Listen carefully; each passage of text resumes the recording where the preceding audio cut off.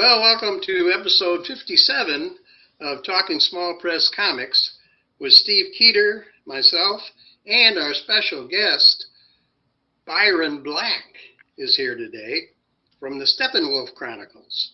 So we are pretty excited about that. So hello there. There you go. Get your motor run yeah.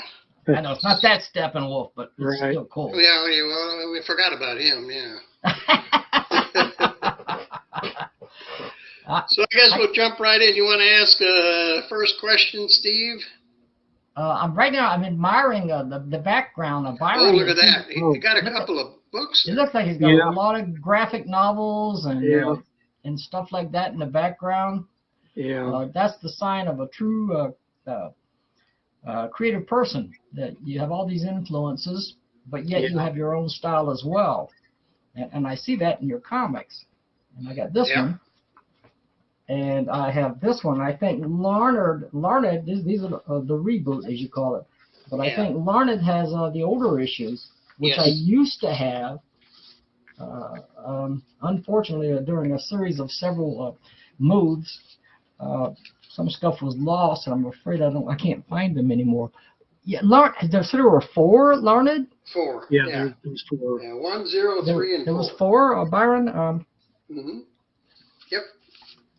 And this is the one, this is the very first one, number 1. I definitely had that one. That's the one that hooked me. He hooked me with this one. Yeah, right away that cover stands right out. That's pretty awesome. The whole issue is just great. Yeah. I will say that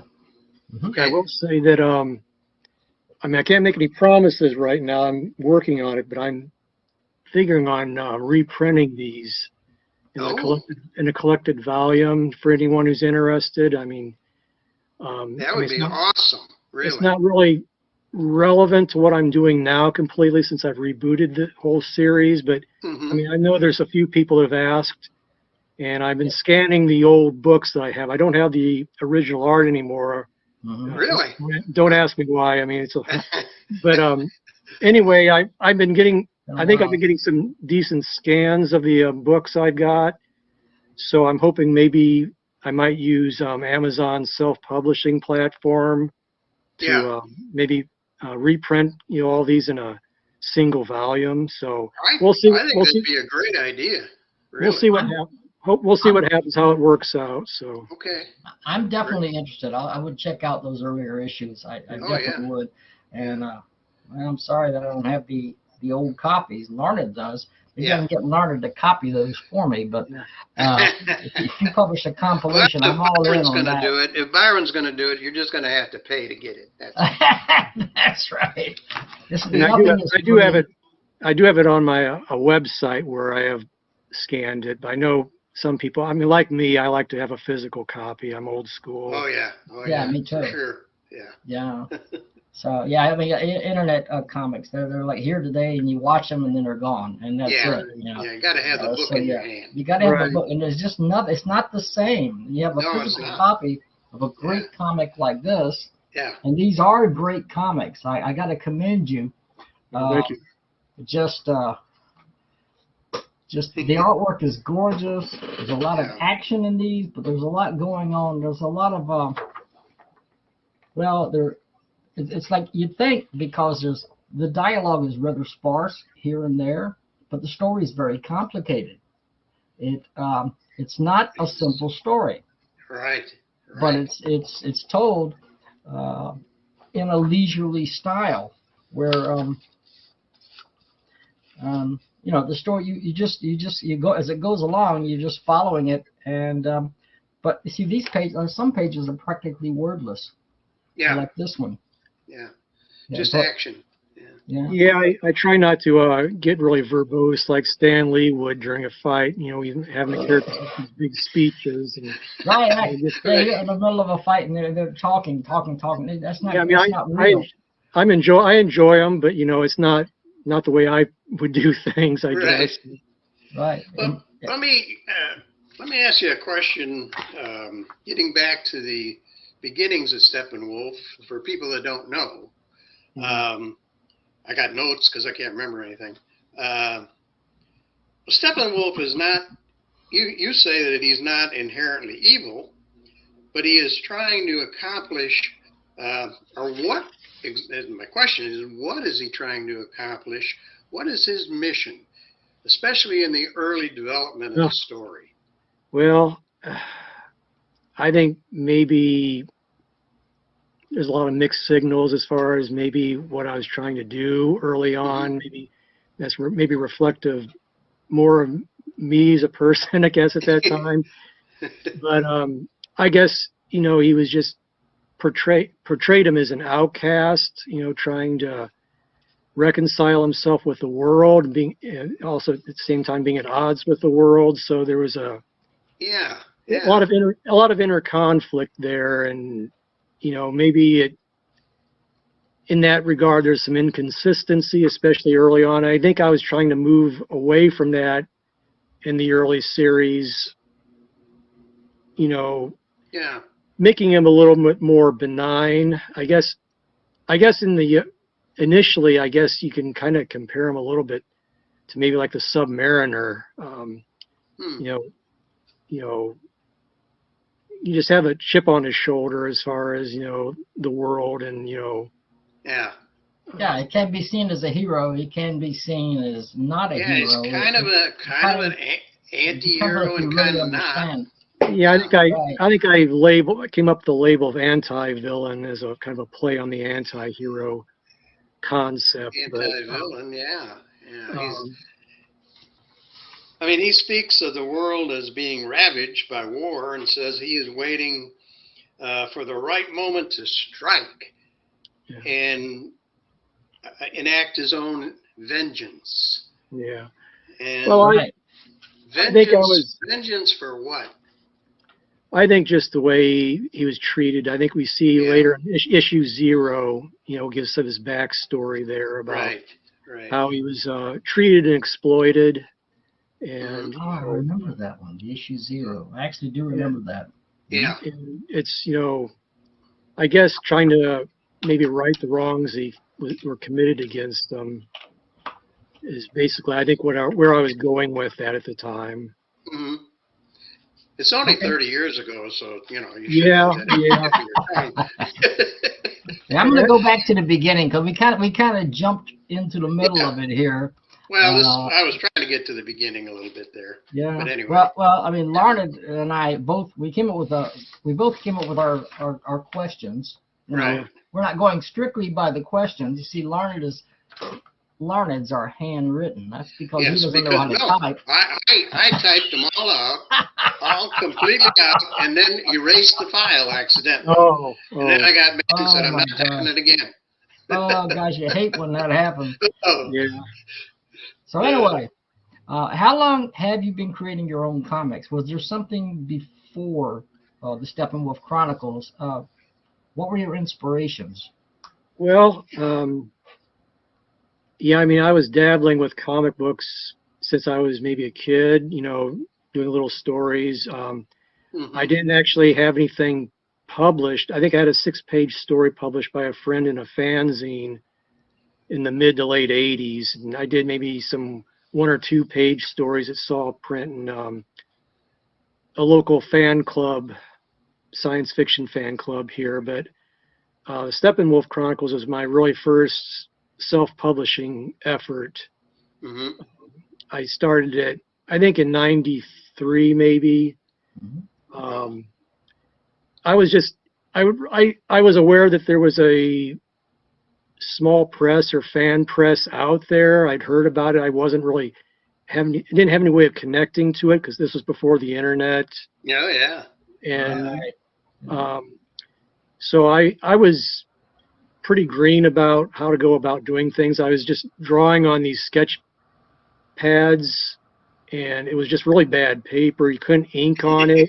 It would bleed so badly. So I took the pencil art and photocopied it, enlarged it on 11 by 17 paper, and used the ballpoint pen to ink with. That's amazing. Oh wow!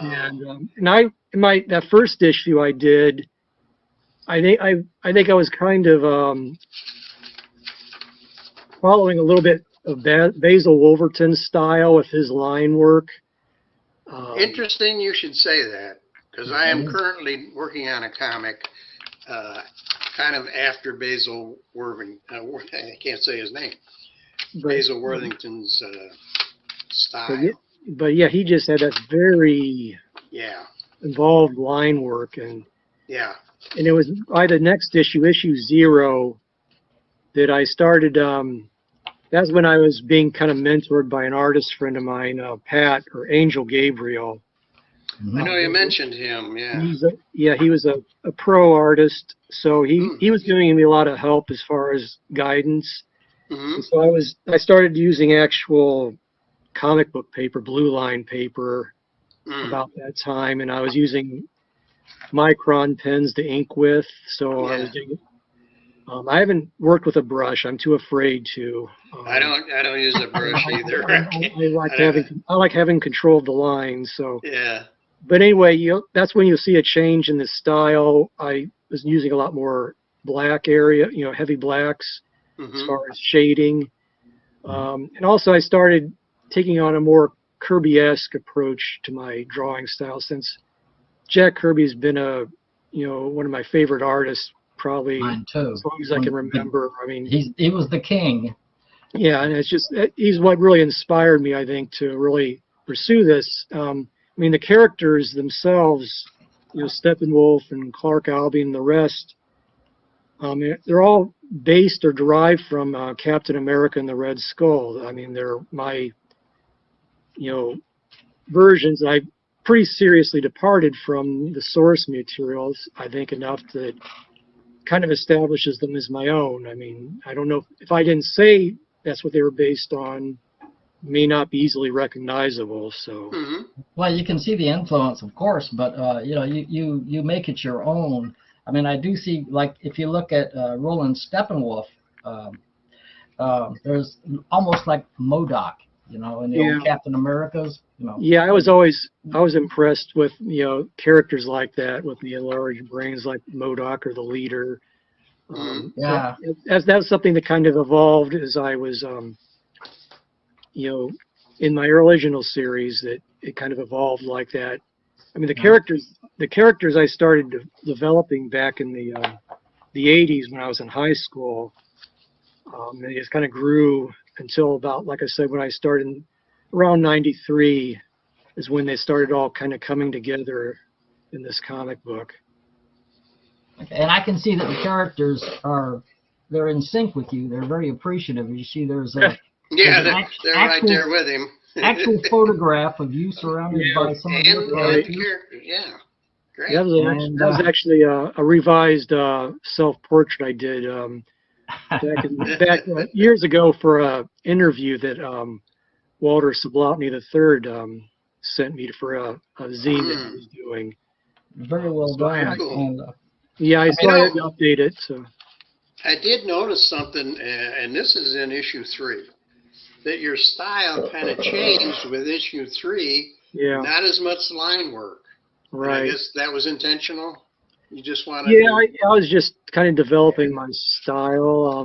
These don't have quite all the line work that the 2 earlier issues had. Right. I mean, it's I think it makes the art kind of pop out a little bit more with the contrasting with the white in the black areas. Right.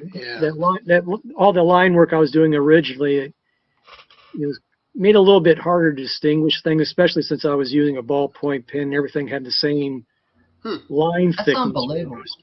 But you achieved great results with a ballpoint pen, and to see something like that, I mean that's quite honestly, the first 2 issues, like I said, hooked me.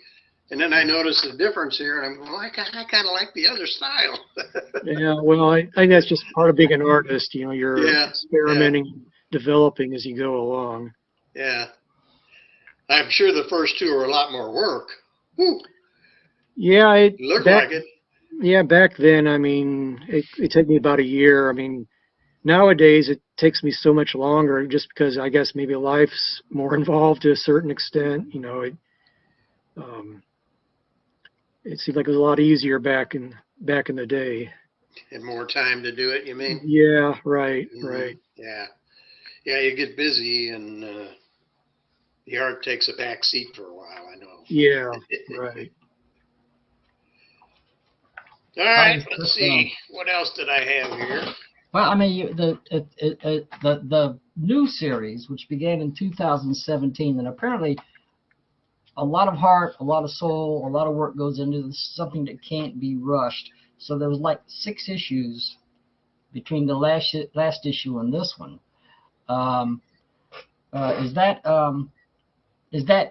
That's just because you're extremely busy, or you just want to make sure everything's perfect? Because I think it's a matter of both.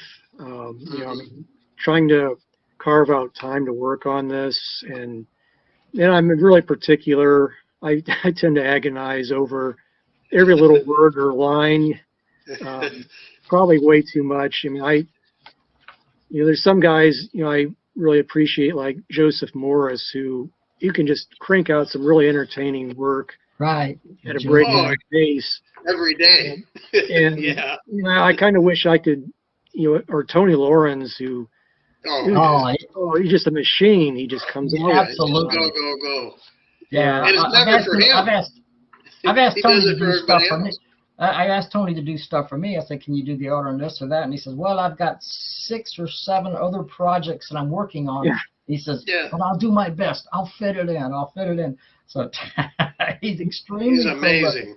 And the guy works an amazing amount of hours on a job too. So I don't know how he finds. Oh my gosh, yeah. I don't know how he does it. But me, I guess too, like a lot of artists, there's a lot of self-doubt, second guessing yourself. Well, do I want to do it this way? And you dither about it. And then you finally go back to your original idea, and then it works out. It just. The dialogue has always got me too. I just love the dialogue. When Steppenwolf would say blood, and then go on to whatever he was going to say. I mean, how did you come up with that kind of thing? I think I borrow from a lot of things I've read or seen. Really?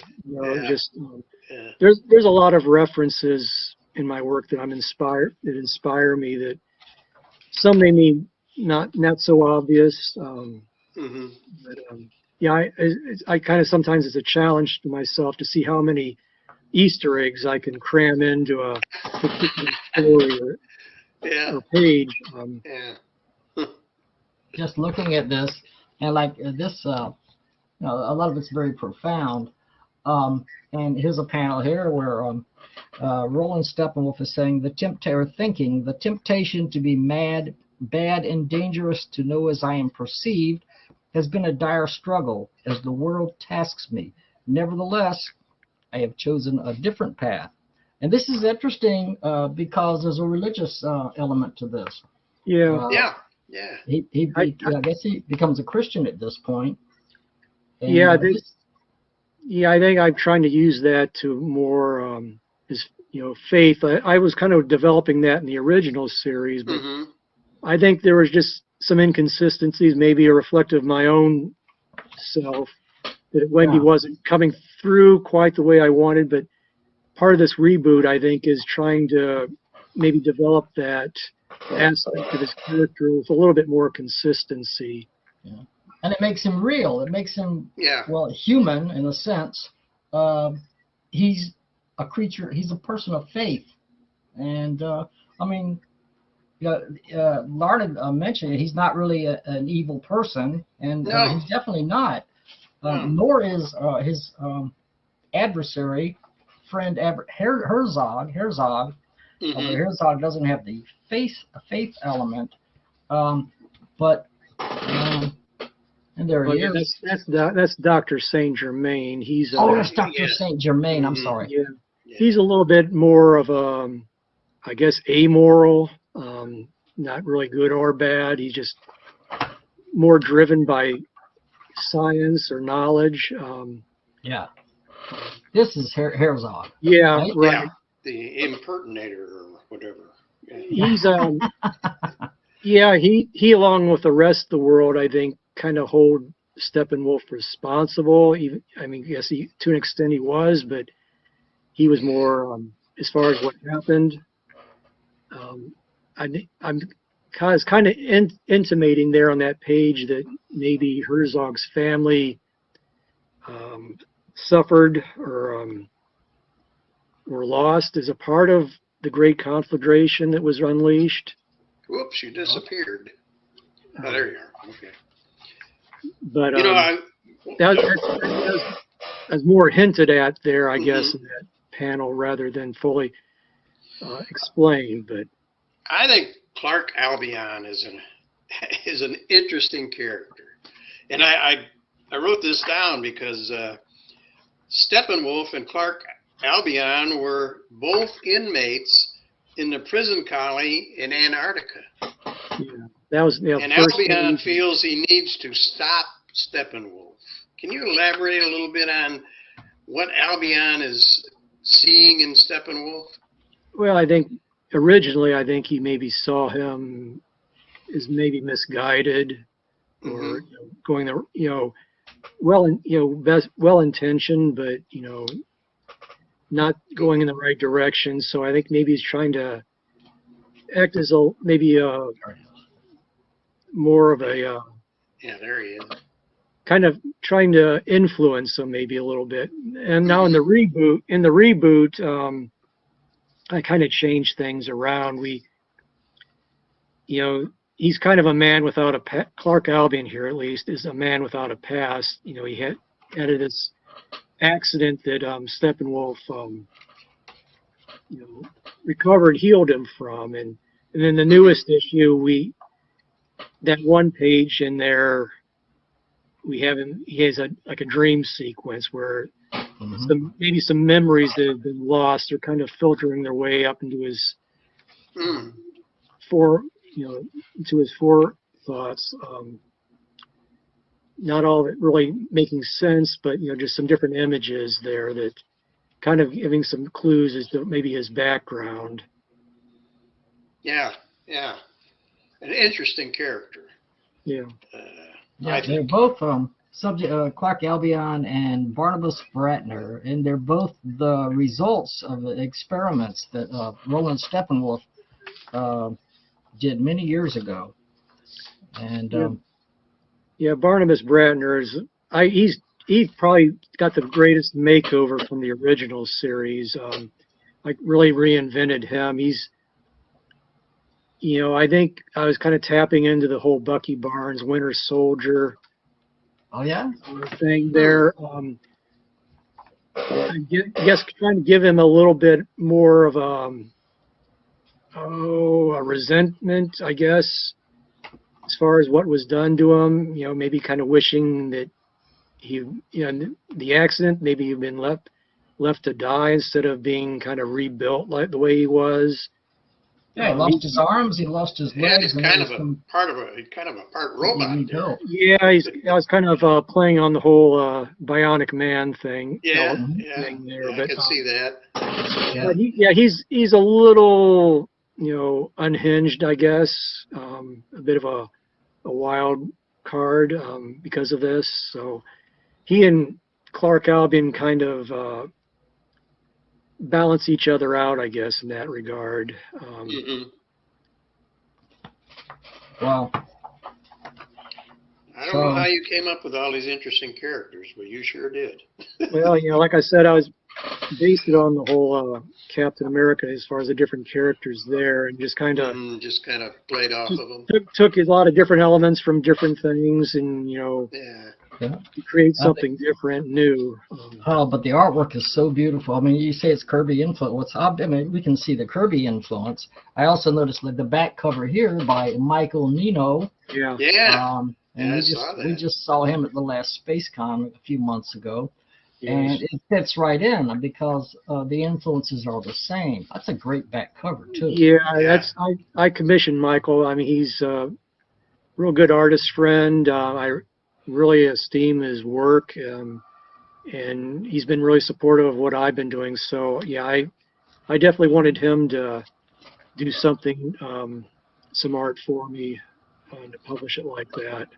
Yeah, we did a review of this in an episode, and I was commenting on the Man Catcher on the back Well, here. Right. Yeah, yeah, It was so interesting in the, in the issues where it was used.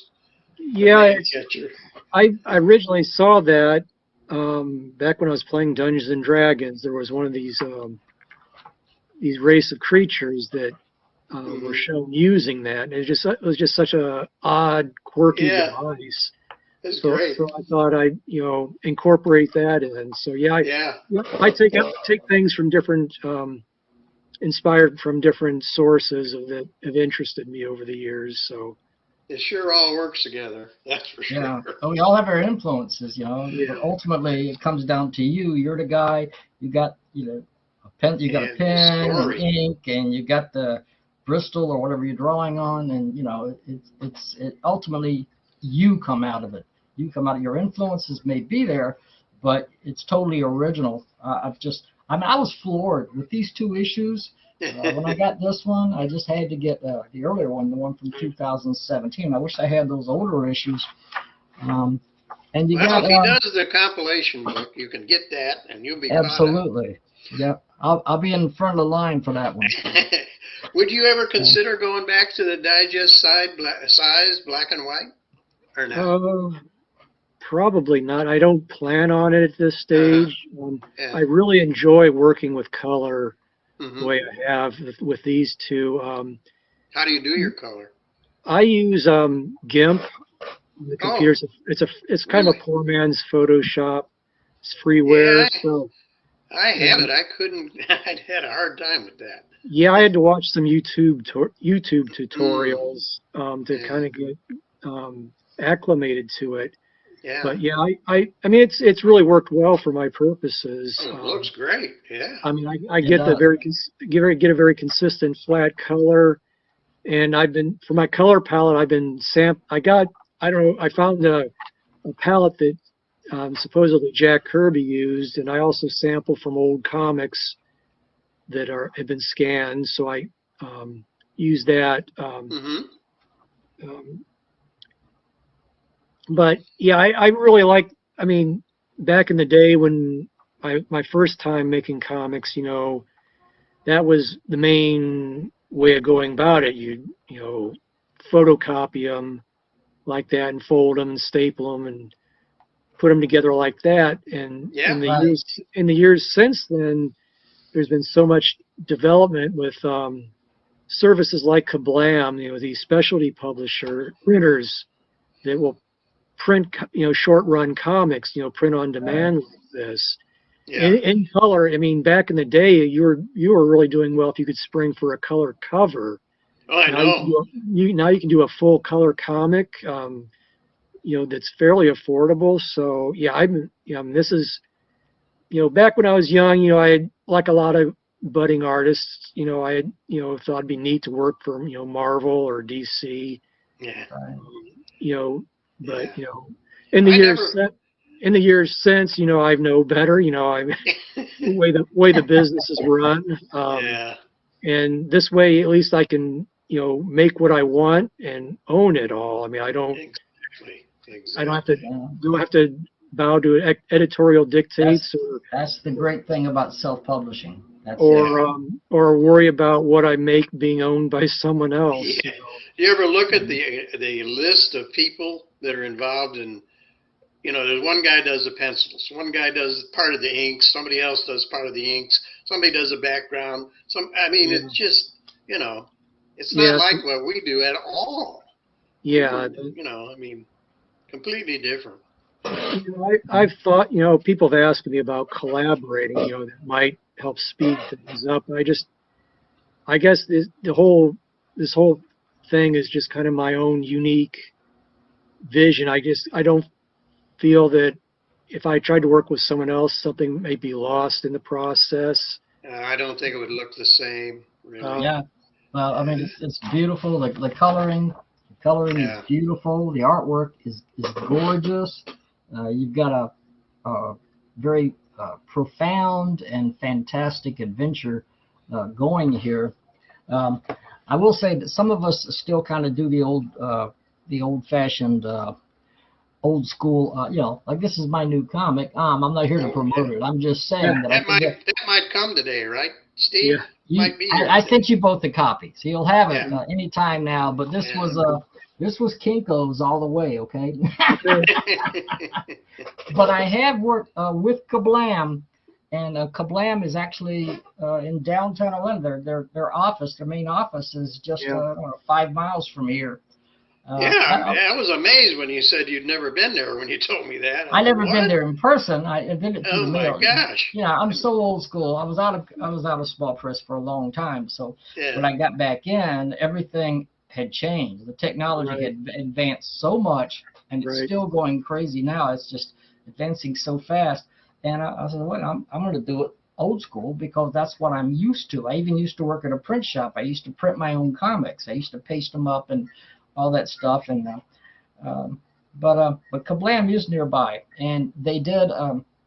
I did a reprint of my first real small press comic, #1, that was published in 1973, and Kablam published that. So that one's still out there, and you know, I've still got copies of that. And of course, it's POD, so I'll always have copies of that, you know. But yeah, I admire you guys for keeping up with the technology. Okay, it does make a difference, and you come up with tremendous results like this. Mm-hmm. And well, this is in the first issue of Steppenwolf. That covers by Pat Gabriel. No, that's that cover. A fellow from Mexico, Gerardo. I'm probably going to mispronounce his last name. It's Aguirre. But he and his brother did some fantastic work. Very, very Kirby-esque. He surprised me with that. I mean, just out of the blue, he emailed me that stunning artwork, and you know, of course, I had to use it in that cover. Nice surprise. But yeah, he did some phenomenal work. He and his brother. I get it. That's by Pat or Angel Gabriel. Okay. That's the guy. I mentioned. Yeah. Did he pass away? Yeah, he passed away about 7 years ago now. Okay. But yeah. Mm-hmm. But yeah, he really helped me a lot as far as great stuff. Well, it all holds together, and even the other guys that contributed to the issue have that sort of Kirby influence, and it all fits right in. But it's not Kirby. It's Byron Black, and it's unique. I mean, it's unique with the influences and everything else. It's unique. It's well done. As I said, it's a very profound book. Interesting. The pacing is perfect. The way you tell a story is perfect. I mentioned not too much dialogue. You do have to pay attention. You can't be just casually looking at that. You got to pay attention. Yeah, I'm a believer in in the old style of compressed storytelling. Where you try to pack a whole story into one issue or as few issues as possible, as opposed to the decompressed storytelling that seems so prevalent today, where the whole story can drag out over 6 to 12 issues. And, you're right. And, so yeah, I try to pack as much as I can into it, because it does take me a long time, like you noticed. Yeah. So I have to try and make it count for all, make it work for all it can. I prefer less dialogue, more art in my comics. That's what I prefer. Yeah, if you can do it, and it's not easy, but if you can do it, you try to let the much better. You try to let the art or the pictures tell the story. Tell the story. Like Steve has said many times, you should be able to look at the pictures and get the story. Yeah, I mean, I enjoyed the old comics with all the narrative descriptions, but really, it's not. If you get down to it, it's really not necessary. It just gets to a point where it can be clutter. Right. I remember Chris Claremont on X-Men. I mean, he was a brilliant writer, but man, was he over wordy. I mean, you can still read those comics because you don't even need to look at the pictures. You can read it, but you shouldn't have to read the dialogue to know what's going on or the captions. I've told Steve before, that when I was a little kid, I never read the comics. I just looked at the pictures. Yeah. That's what I cared about. So that, all right. Well, you got anything more, Steve? Let me see what we got here. I've Okay. always got something else. I think you do. I think you had more questions than I did. Okay. For instance, you mentioned the main catcher. Yeah. So that's not from the reboot. That's from the original series. Am I correct? Right. Yeah, I did. Yeah. I did use it there, right? Yeah. So, in what ways what did you leave out? What did you change? What makes the new series different from the old series? I think it comes down a lot to the characterization. Just trying to, especially in regards to Steppenwolf, as far as trying to make him a little more consistent in his behavior. You know, I think in the reboot, I'm trying to make him a little more benign.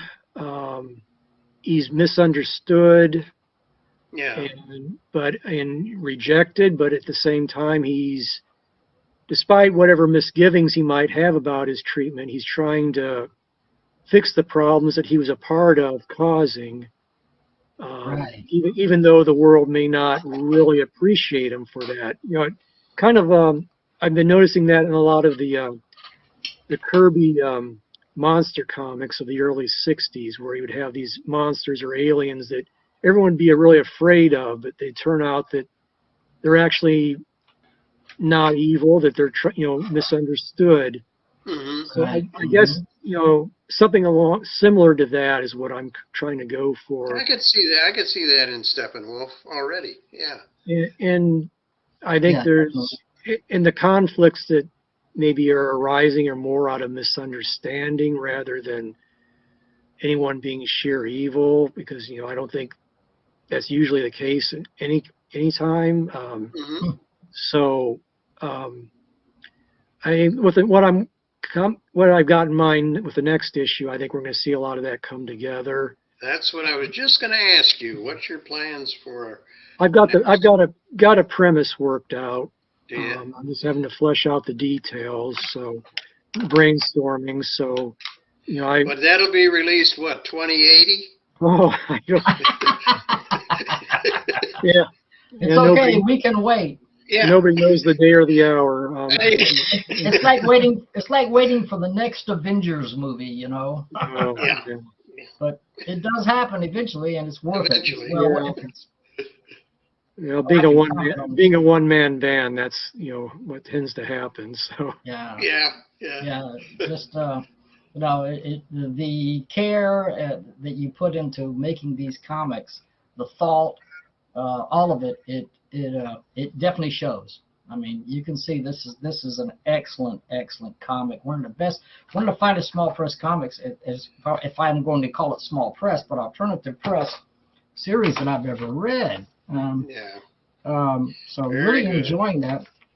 As you go into the next issue, you keep the great conflagration continues to is mentioned here and there, and we see some stuff before the great conflagration and some stuff after, early issues, including the origin of Steppenwolf himself, and how he was kind of raised in a laboratory, or he's a well, anyway, you know what I'm talking about. They took a blood sample from. Yeah, he got picked out of a stream, didn't he? He would go float along in that stream. Yeah. So here we go. Yeah, there he is. Little baby. Well, I don't know how much I should give away there. It might be a little bit too much spoilers as far as. Oh, okay. We don't want to ruin anything. Yeah. We're good at that. But it was a. The story is actually, I kind of revised an earlier story that Larned might be aware of from issue 0. I took that concept of the whole and just kind of went in a different direction with it. See, that's something I probably didn't realize reading the newer books. I thought they were continuing completely from the first 4. Not really. I didn't quite grasp these was changing the whole. Yeah, I really went with a fresh start with this. It'd been so many years since the original series. I didn't quite catch that, I guess, or didn't realize it. But just after that much time, you have a different mindset. Mm-hmm. What you want, what you do with the characters. So yeah. Yeah, well, the Steppenwolf himself, there was mentioned the legend of the somnolent outsider. Anyway, it's someone who's been placed in suspended animation, and I think this is, I'm not sure how this is pronounced, maybe it's Camelopardus. Okay, well that is actually not a name so much as an exclamation of surprise. Oh, yeah. Okay. Now this is probably another Easter egg. That was something that I remember from a TV show when I was a kid called Space Academy, an old Filmation live action show on Saturday mornings. Mm-hmm. But there's this little alien boy on there named Loki that he would often exclaim that when he was surprised by something. Camelopardus. Camelopardus. Really? Okay. So, it's a real deep cut. If you're not familiar with the show, it might go right past you. Oh, yeah. I didn't know. Yeah. but yeah, I like to work in little things like that. Has anyone told you they remembered that? Yeah. Not yet. Nobody. No. Well, maybe 100 people that see this, they'll all know. They'll know now. It might jog some memories. Yeah.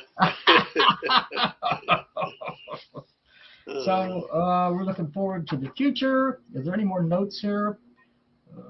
Looking at Larna's notes, which are all in pencil, so I have to read them very carefully. Yes. Very excellent pencil work. Yeah, and so the original series was issues 0 through what? 1 and then 0.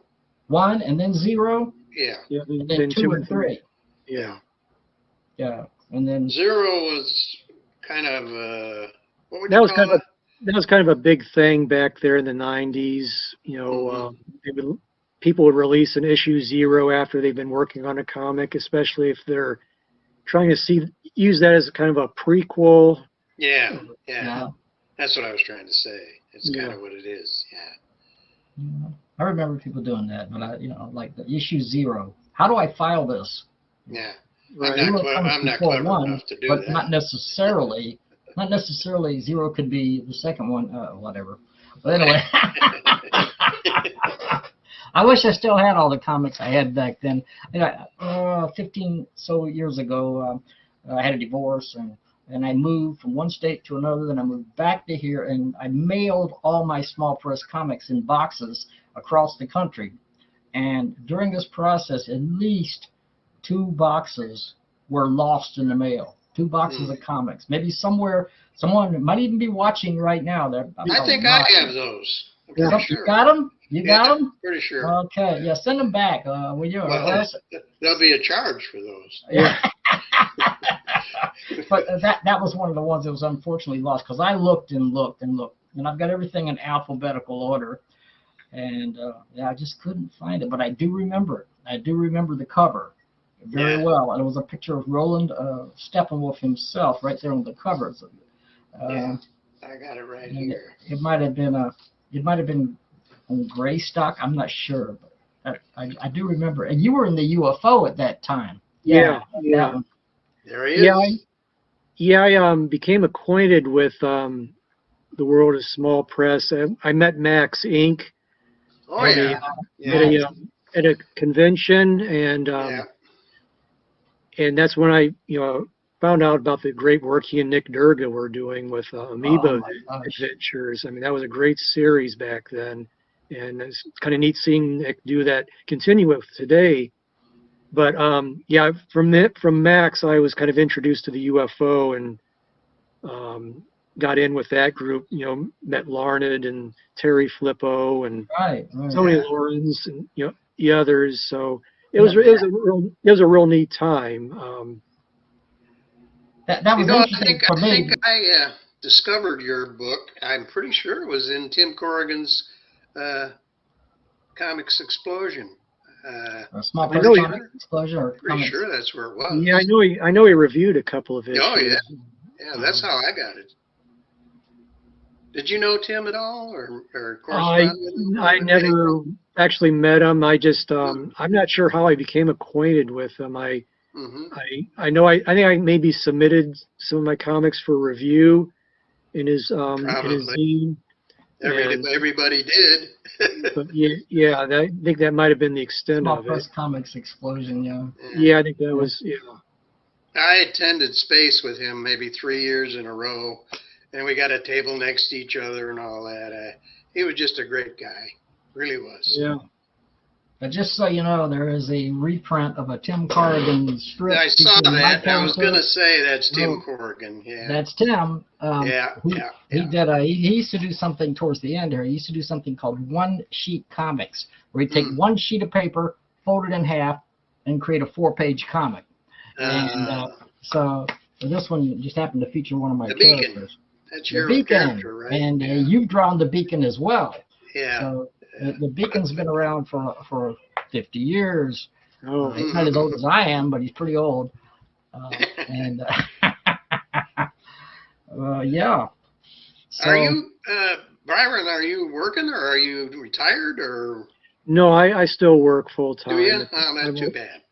I'm a librarian, so Oh, that's amazing. yeah.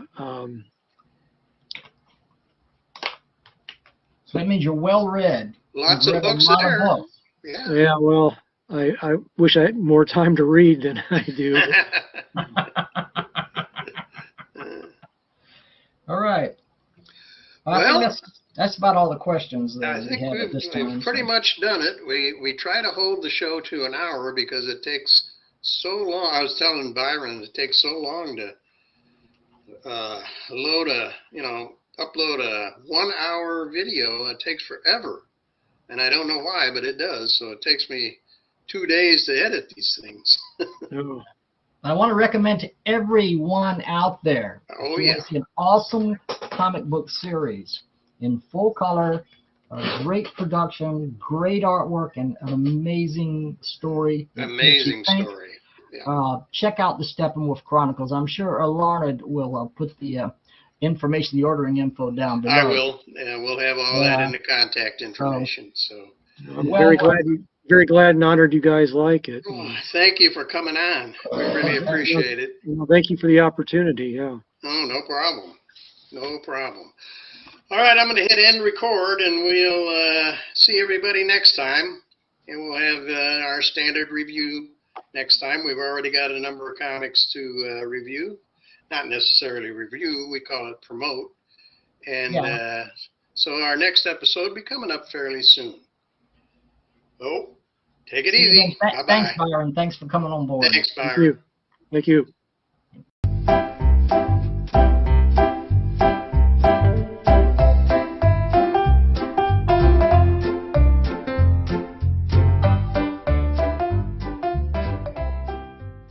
Hello and welcome to episode 58 of Talking Small Press 58. Comics with Steve Keeter, right there, Peter.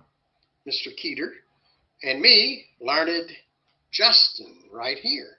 So, we're the same two guys that always do it. Yeah, it's always us, you know. It's always us. I don't know why we need to introduce ourselves. We It's do a it every ripoff, time. you know, because you Yeah. could have got anybody. You could have got like Robert Kennedy Jr. and Donald Trump to do this, you know. But Yeah, but It's they didn't us. want to, and nobody wanted them to. All right, we got a bunch of comics in this issue,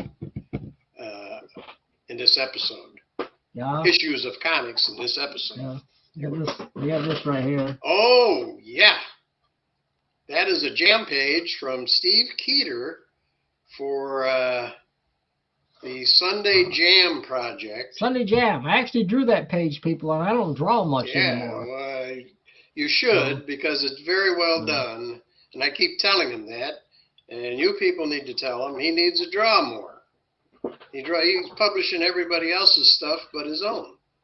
So Right, you need that's to been draw going on for a more. long time. I just found out there was a lot of people out there. I found this out decades ago. There's a lot of better artists than me out there, so I Don't worry about that. published their Nobody's work. better than anybody. Nobody is better than anybody, really, in Yeah. small press. Everybody has their own style. You can't critique somebody's style. That's Yeah. how they draw, and, you know. A little plug for Jason DeGroot, who started yeah, the Sunday Jam. Yeah, that's the Sunday Jam guy, yeah. Sunday Jam. You can go on Facebook and just type in Sunday Jam. You'll find it. And it's a jam strip that he began months ago. Yep. And all these people have been contributing to it. You know, you draw one page. He drew the first page. Somebody else drew the second page. Yeah, and they the just go story on. And they goes make it on. up as they go on. Yeah, And it's wild. Nick Durga did the page following mine, which is a great honor for me because Yeah, you don't have a Nick picture of Durga's a that. great talent. Yeah, I think your work looks like his, or his work looks like yours, one or the other. It was good to It's draw similar. something. I actually took some time because I had gotten pretty sloppy. You know, the times I did draw, I had gotten pretty sloppy over the years. Mostly, I thought of myself as a writer or a publisher or editor. But yeah, it's fun to draw. I mean, that's how it all started. I started out drawing comic books on lined notebook paper, and what the heck? I don't see any reason to stop now. I might as well just jump back in and enjoy the heck out of it. It was a lot of fun just to do that one page. So yeah. Okay, let's see what anybody else is doing. What do you got? we had a lot of stuff. I've got some here from Jim Main.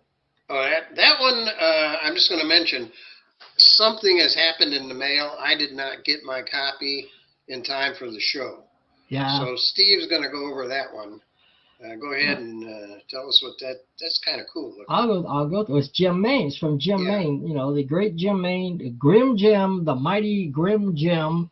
I've known him since the early 1970s, since 1972 or 3, I think. We were both members of the United Fanzine Organization, the BPP, which became the UFO at that time. And he's got this new, beautifully produced humor comic. And who the heck did that cover? Let me take a look. Okay. Because it's somebody awesome, and I knew it. I thought it's Floyd Sumner. Oh yeah. Floyd Sumner. Okay.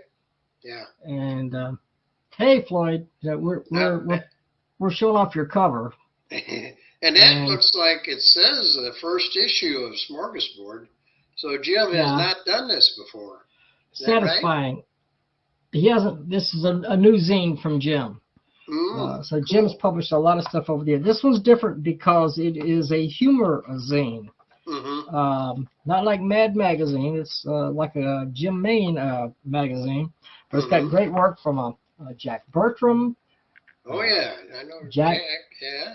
Yeah, he's an excellent artist. Look at it. It looks serious. Yeah. But it's not really serious. Once you get into the story, it turns out there's these guys traveling through space, and they're looking for Swiss cheese.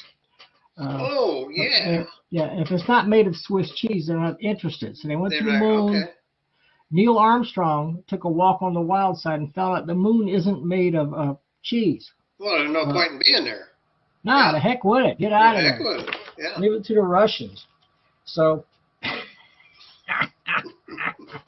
and they went to the center of the universe. At the center of the universe, they found a glob of cheese. All right. Vast, too hot to cool. And the mystery of this globe may puzzle men's minds until the end, it says. But that's it. If you ever wonder what's at the center of the universe, that's what's at the center of the universe. Big glob of cheese. Jeez. It kind of explains a lot about why things are so screwed up, you know. Oh yeah, it's a little cheesy. Yeah. And there's some comics in here from the great Kel Crum. Yes, Kel Crum. Yeah. I'm calling you great, Kel. So next time we do a video, if I go to a convention and you're there, I want everyone to know, and this is Kel Crum the Great. And you can see he has that distinctive style. I think that's his improv troupe. Is that his improv troupe that he's got there? Yeah, I think. The Dangerous people. Bird Improv Troupe. Yeah, that's what I thought. They do a lot of things. Yeah. You write something, they do it. Yeah. Yeah. It looks like Kel's art. So what, they have different inkers or something? Because this looks writers. like Kel to me. Writers. Oh. Writers, I'm sorry. Suggestions. Okay. They're just suggestions, and then the improv group does it. See? You give them an idea, and they do it. Yeah. Kel holds it all together. Yep. This is the woman I want to marry, right here. Yes, that's her burp. Yeah, wide open burp, and that would be our relationship there, and Kel has inspired me to look for such a woman. And so, what we that's go apparently an all sound effects comic there. Burp, growl, all that, and Kel has this page in here, auditions for Scrooge. Okay. All these people are auditioning for Scrooge. Yeah. Okay. So you got the first guy. He says, I was a mall Santa for 10 years, so I really hate Christmas. And the guy says, you're overqualified. Next. So it goes through several people. Here's a lady here trying to, I got to get this centered. Yeah. Yeah. Bah, hummingbird. Nah. Next. And it goes through the whole thing. Yeah, she got the thing wrong. Supposed to be humbug. Right. What type of insect is a humbug? Next. So the director's he's not impressed until the end. Then he says, by the way, I work for the IRS. He says, you're perfect. The perfect Scrooge. There you go. There you go. We love Kel Crum, man. Oh, yeah. He's so great. And you got cartoons from Alan Groening. Oh, yeah. Okay. He does a few Dracula cartoons in here, too. You see Dracula, and you see Dracula here. That one's funny because the guy's, he thinks he's presenting garlic, but it turns out they're onions, and Dracula just kind of looks at him. Those are onions. Unimpressed. Unimpressed. Other stuff from other people here. I'm not sure who are the people because everybody doesn't sign everything they do. Now let's take a look in the front here. Groening, this is all Alan Groening stuff here. Yeah, doesn't need to sign it because it's all Al Groening. And there you go. And we love Alan's artwork and his sense of humor. What is this? Okay, everybody, please. He's way at the end of the table there. Can you pass the salt? All right, the guy down at the end can't even hear him. Yeah. Big table. Yeah, and he's like a king. He's got a crown on. They only have one salt shaker. Other people, John Lambert is in here. John Lambert puts in some artwork. You have to read it, folks. It might not look funny at first when you see sharks and stuff like that, but if you read it, gotta read it, yeah. Yeah, there's a headless guy right there at the top, so So that's pretty. I think I'm in there somewhere. I believe. Yeah. I think so. You said you were in here. Yeah, the problem is I can't find it. It says page 15, Larned Justin's Funhouse. Oh, I found it. It's not on page 15. It's on page 18. Yeah. So the contents page is wrong. Yeah, those are from a comic I did called Yikes. And Jim wanted to know if I would, mind if he put some of those in there. I said, no, go ahead. Put anything you want in there. So he did. Are these new or these have been printed before? They have been printed before, but only on Facebook. I don't think anybody. Oh, okay. Very many people have seen them. So they're in there. Yep. Here's the guy. He's in bed. He wakes up and he had a nightmare, and he says, "Whew, I'm glad that was only a dream." And then you see there's a hideous alien arm reaching around the end of the bed. Yeah. So. Yep. Some of those are Inktober, where you have one word to draw. Oh, yeah. I like this one at the bottom. Yeah, that's remove. Yeah. Well, the lady, she's pointing in the opposite direction. Apparently, she just asked this guy to move this gigantic boulder. She says, now that you moved it over there, I'm not sure I like it there. Can you move it over here? Yeah, that's a remove. Remove, yeah. Remove. Yeah. If you don't know on those are Inktober. You have one word every day to draw. And I did 31 of them. Inktober. Yeah, I know about Inktober. I just too much for me. Too much for me. Yeah. But I admire you guys who are doing their one page a day or whatever. Every day. And, I admire you guys for your persistence, your energy, and your talent.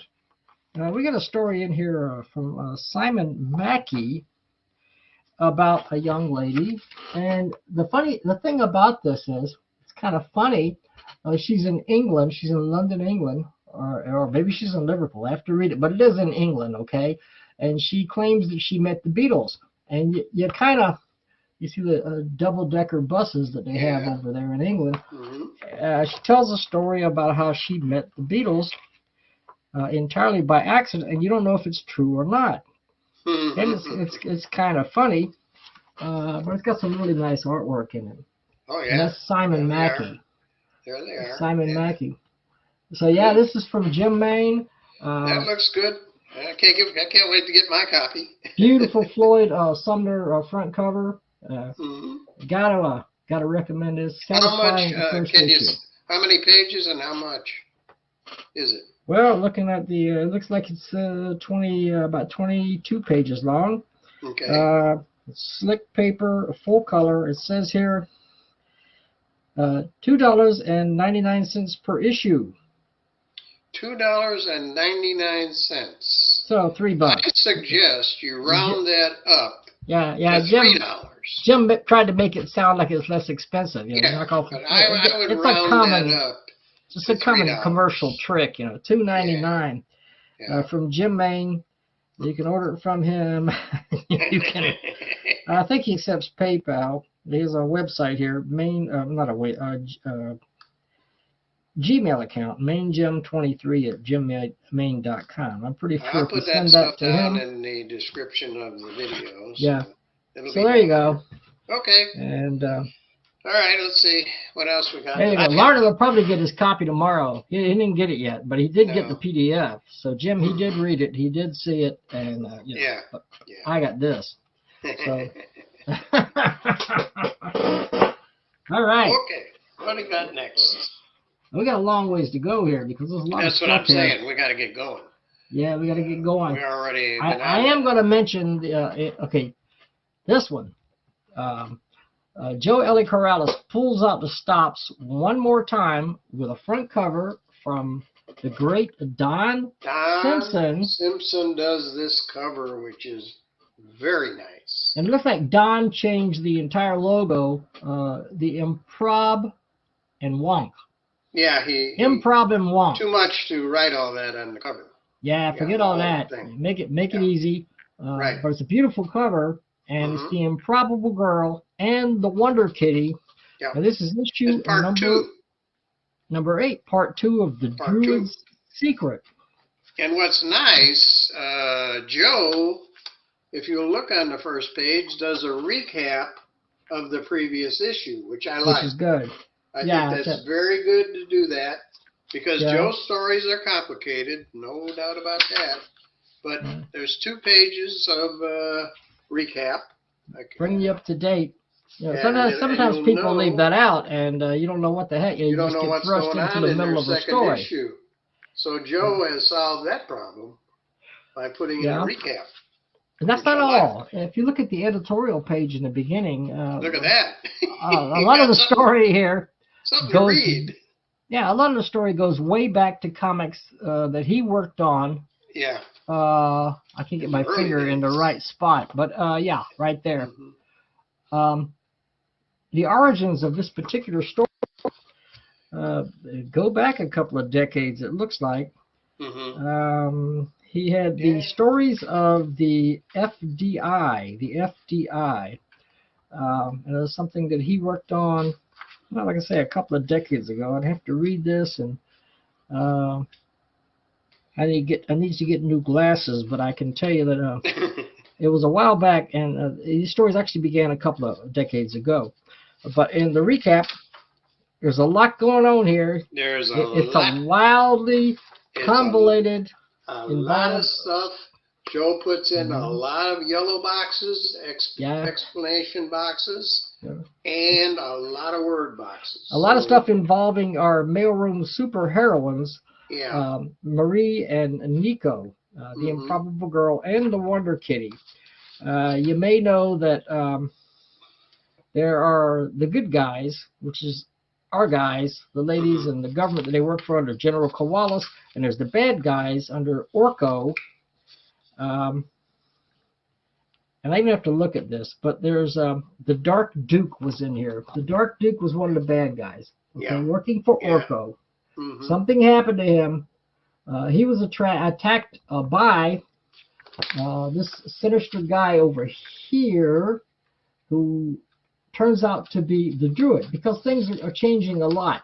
He wasn't the Druid at this time, but he became the Druid. Something's going on. Something sinister is going on. The attack on the Dark Duke led to him being in a hospital room. Yep, there he is. Where am I at? Where's my hospital room picture? There he is, you got it? Hospital, yeah. There he is. And then they take off the bandages. There he is. See? And he looks like this. Yeah, he looks like that. So he's evolved mutated into something. But his name is a little different, isn't it? Isn't his name Daniel? The name changes over the issue. A lot of things change as the story progresses. This is Duke Daniel, the green-faced fellow. Yeah.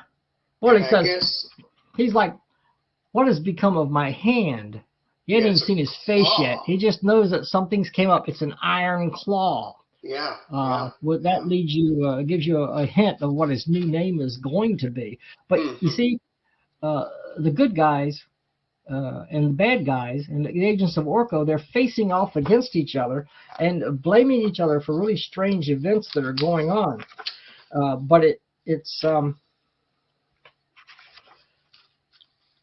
see, what neither one realizes at first is that there's there's so much going on. Here we got South Texas and it's snowing over here, so a lot of weird stuff is happening. Meanwhile, there's Marie, is drawing pictures of ancient artifacts, of strange ancient arcane artifacts, and it turns out that a lot of these artifacts are items that have been stolen from a museum and that are rumored to have strange powers. Okay, so as I said, just the good guys, the U.S. government, and the bad guys, the Orko guys. But there's another force out there, and it's an evil, sinister, mystical source that's causing things to go absolutely berserk in the universe. Now, does that have to do with? I'm not sure. This is the green-faced guy, the leprechaun, right here. You see him with the robe on and the bottom panel. Leprechaun is, I believe, the Druid. Yeah, I think so. He's the Druid. That's where the Druid comes from. Now, the leprechaun, later in the book, changes. He becomes this guy. That is the leprechaun, but he has a different name at this point. What was the name again, Steve? You see it? I forgot what it was. It's Xavier. Oh, it's like Xavier or something like that. Something like Xavier, but he has a different name at this point in the story. So what we're saying is, you got to pay attention when you're reading. Got to pay attention because it's hard to describe. Joe's not writing to it. He's not writing a children's book here. This is something you adults have to pay attention to.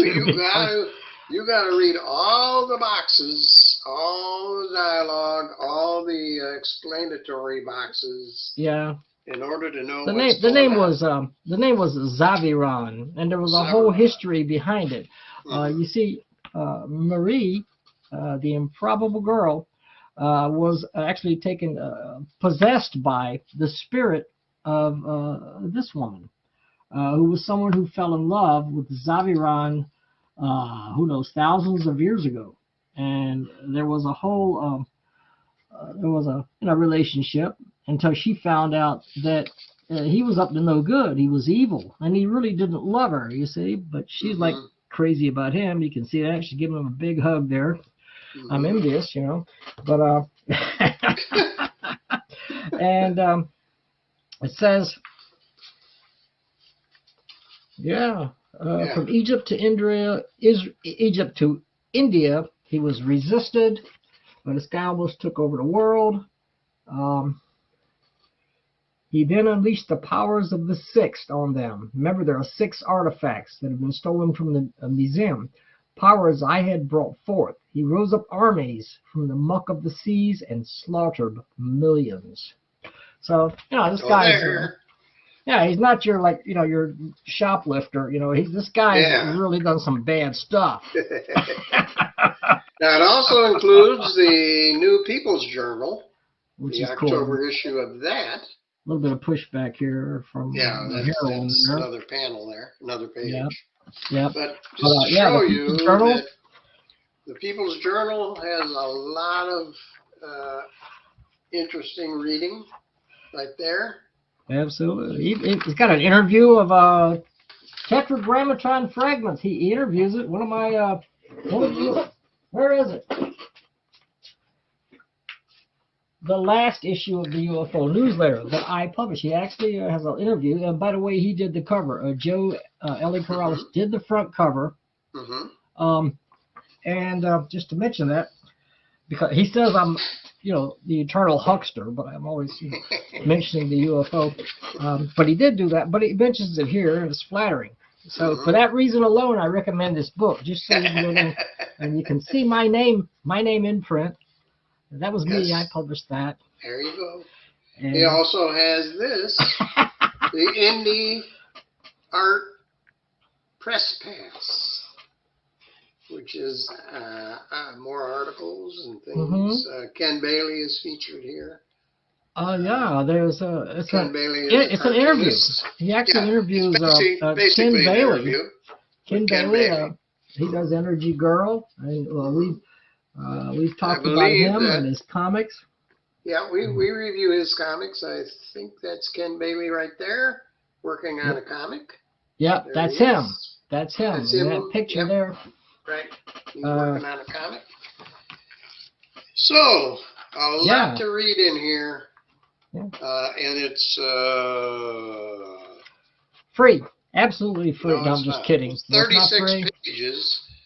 And it costs $10, $10. Larned did skip over the part where he talks about our show. Talk to small press, because Larned is a modest guy. He's modest, and he doesn't want to. I'm not so modest. It mentions my name in big letters right here. A class for Peter. Well, see, the thing is, we critique. We talk about his book, then he corrects us in that article, and he corrects all the things we get wrong. Yeah, and Joe goes into depth.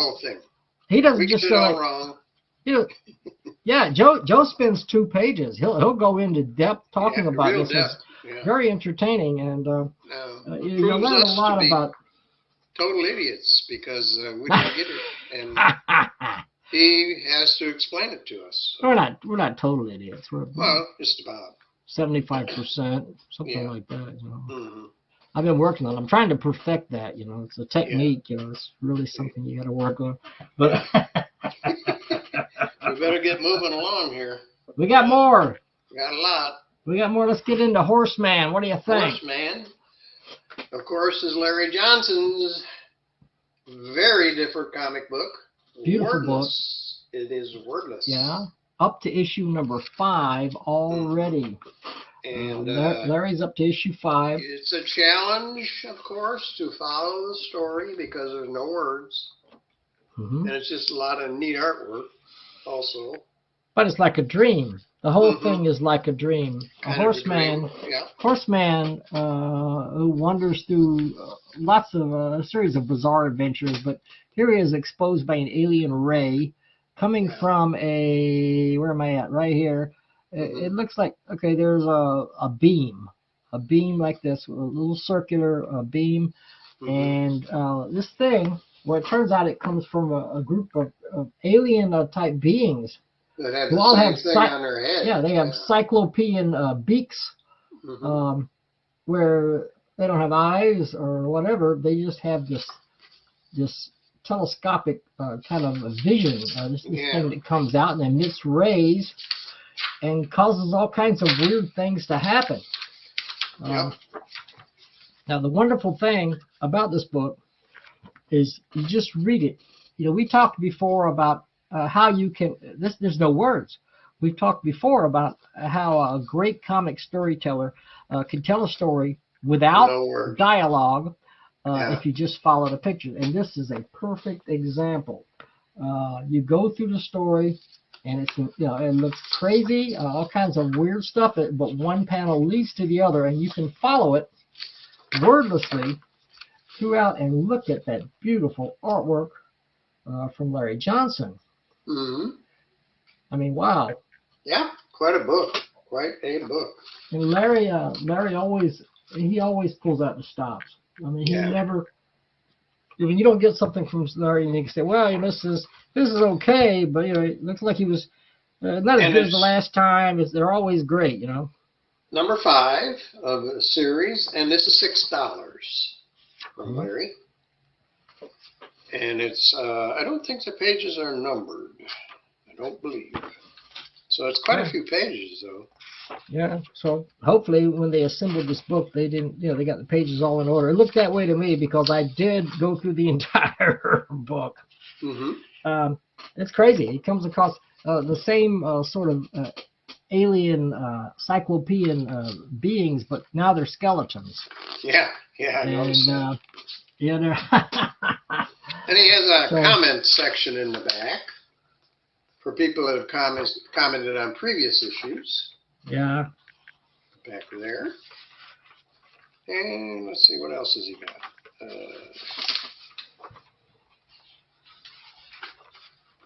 UFO checklist is in there. At one There's point, an oil painting he did of the horse. Oh, yeah. Look at that oil painting. Yeah, he's quite an artist, and his paintings are beautiful. 16 by 20. He did that in 2017. Wow. Larry's paintings are beautiful. His art, his comic book artwork is beautiful. The inks, everything about it. Here's a horseman being transferred into, well, here he is, 8 arms all of a sudden. And just one thing leads to another and another, and it's just a crazy series of adventures. In the end, there's a ad for his other comics. You know, Madame Boogala, The Hand, Broken Bee, Tales of the Broken Bee, and those are cool. Those are neat. I think we reviewed all of these one. I would highly recommend. They're really, seriously, my friend Larry, he's my friend Larry Johnson. He's also one of the finest small press creators out there, and I don't think anyone can argue that point. I remember when he was first doing comics back in the early 1970s. He was always pretty good, but he has evolved so far from that. That these, you know, and it's stuff that a mainstream publisher wouldn't publish. No. You know, they don't think there's a market. Maybe there is. I don't know, because no one's going to give this type of a comic a chance. Yeah. That is the beauty of small press. Horseman goes through all these adventures, and at the end, he's off. Good stuff. To the next adventure. That one's done. Brilliant, just brilliant work from a great old friend, Larry Johnson. I can't say enough about what a great talent he is. Oh yeah. What a great guy he is too. Yeah, we've interviewed him out here too. You can look that up. Yeah. We have an interview with him. Now. What do you got? Got this? Oh, this, yes. This is from Micah, and this is a silvery cover, a little hard to show on here. Foil stamp cover. I guess. Micah Liesenfeld, who Micah lives not too far from me here in the St. Louis area. Uh-huh. And he and I met for coffee, and he gave me 2 copies, one to send to Steve, and this one. Thanks, Mike. I appreciate it. This is very serious. This is about his infant daughter, what she went through right after coming home from being born, basically. Yeah, and I wanted to ask you, because you do know Micah personally, and so this is based on his own life experience. This is his own daughter. This is his daughter. Wow. Wow. They didn't know what her problem was. The doctors didn't even know. And him and his wife, you'll see through the story, went through hell trying to help the baby and not know what to do. The baby had a lot of problems, and he does a great job of recording this. The comic kind of might bring a tear to your eye, you know. Absolutely. If you're a dad or a mom looking at this, might be a little tough to read. They had one heck of a time with this baby. Well, it's very moving. It's very moving. It's very factual. Now, I mean, it's like you go from one panel to the next. You're following the story. It's like you're there, you know. Now, since then, the baby has gotten older, and they have diagnosed the baby with something called AT. And I don't know, and I don't think it's in here. I don't know what AT stands for. Well, I think it's in there somewhere. I saw it. Is it? The proceeds from the book go to the AT Foundation. It doesn't go to Micah. It all goes to the foundation for finding a cure for this AT. I don't know how it affects his daughter exactly right now, because this story is about the few days that they brought her home from the hospital. Okay, it's called, it's hard, it's in the inside front cover. Ataxia telangiectasia. So it's a complicated word. Very hard, yeah. But you can feel. You don't need to know. You just need to know that she is affected by it. It's very rare and very difficult to deal with. Look at this beautiful page here in full color. The entire issue's in full color. It's all color. That's his wife, and that's his family, grandparents and aunts, and they're all, you know, and they're all enjoying this beautiful child. Now look at her arm here. You know, she has to have this on her arm currently, I believe. Yeah. Oh yeah. Yeah, I think so. Yeah. Because this is join my Patreon if you would like to help support making AT Walker, making the book. If you'd like to help them support, you know. And I'm they sure talk about. This is from a while ago, but and they talk about the treatments that went on like week by week. They were giving her different antibiotics every week, and they took her to the emergency room on numerous occasions. And then as an explanation, they inserted a tiny plastic or metal tubes inserted into the eardrum in her to ear, get fluid from building up. And he diagrams to below the here pressure in the ears. what it looks like and what it does. You can see down here, like right here. So it's just so poignant. I mean, it's just so poignant. Even like when you have the nurse, you know, like I guess that's the nurse there. I don't know if it's his. No, that's not his wife. Yeah, that's a nurse. Yeah, that's the nurse, and she's holding the baby, and you can tell that this child is very much loved. So this is really a very moving story, and I'm not sure what happens here. There's a point in the middle where there's just artwork. Just walking, Yeah, I guess it's him, perhaps, just walking along. I don't know if that's him or what, but just walking alone. It's got this beautiful. There's another one here. Yeah, that one. Yeah. Just by himself. Beautiful. I don't know the who exactly is really that nice. is. If that's the girl, the daughter, or him, or his wife, or what, but it could be the daughter, just by herself out there, you know. Not really, but because I I mean, if you look at the first picture, you have to look really good. I'm just looking at it now. It looks like the figure has on a cap. You see the hat? Uh-huh. In the second picture, the wind blows the cap off. Uh-huh. In the third it picture, blows away. the cap is blowing away.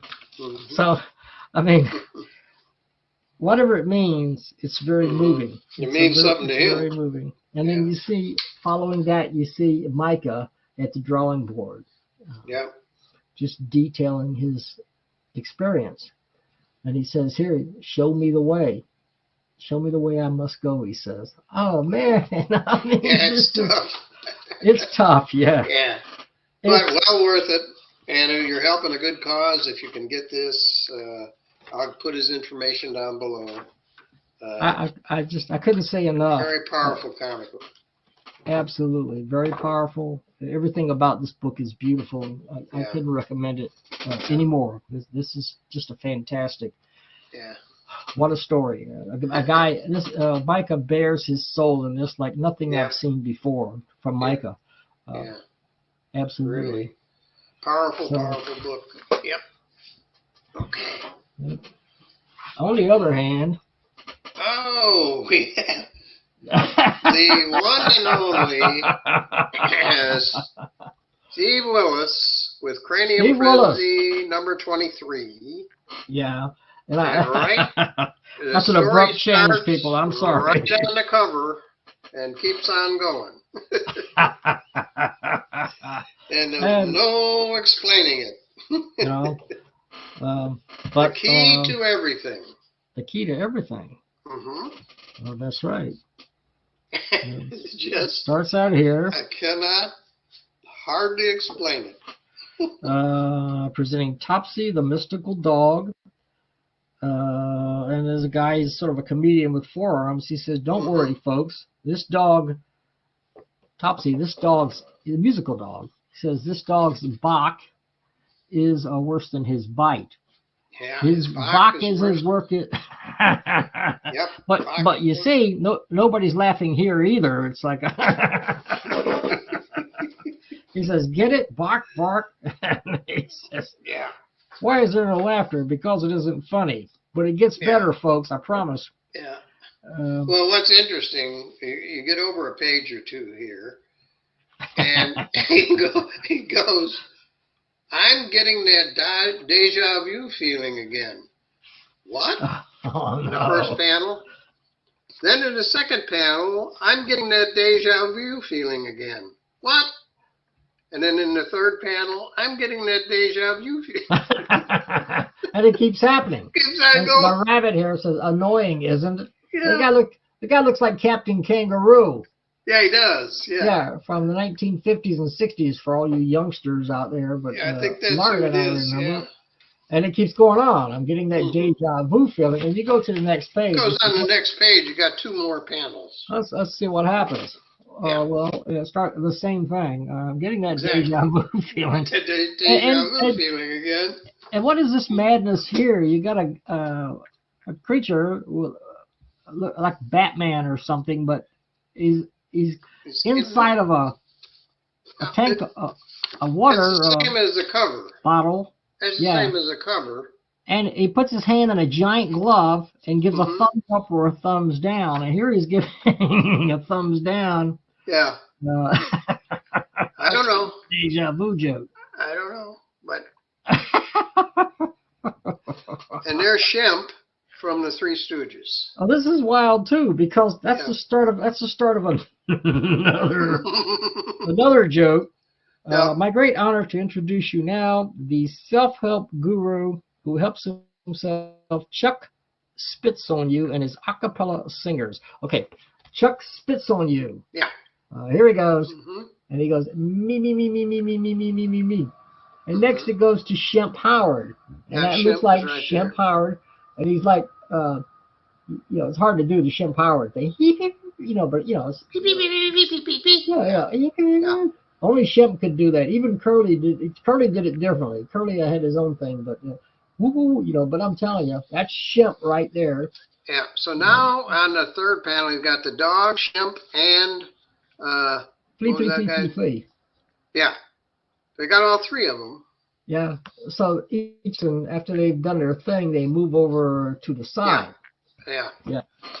And then on the next page, you've got another character joins in,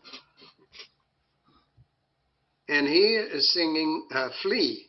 He's a judge. Flea. Oh, that's the judge. Oh, no, that's you're right. Yeah, he's So that's plea. Mm-hmm. And then the pirate. And then the pirate is singing C. And then down below, we have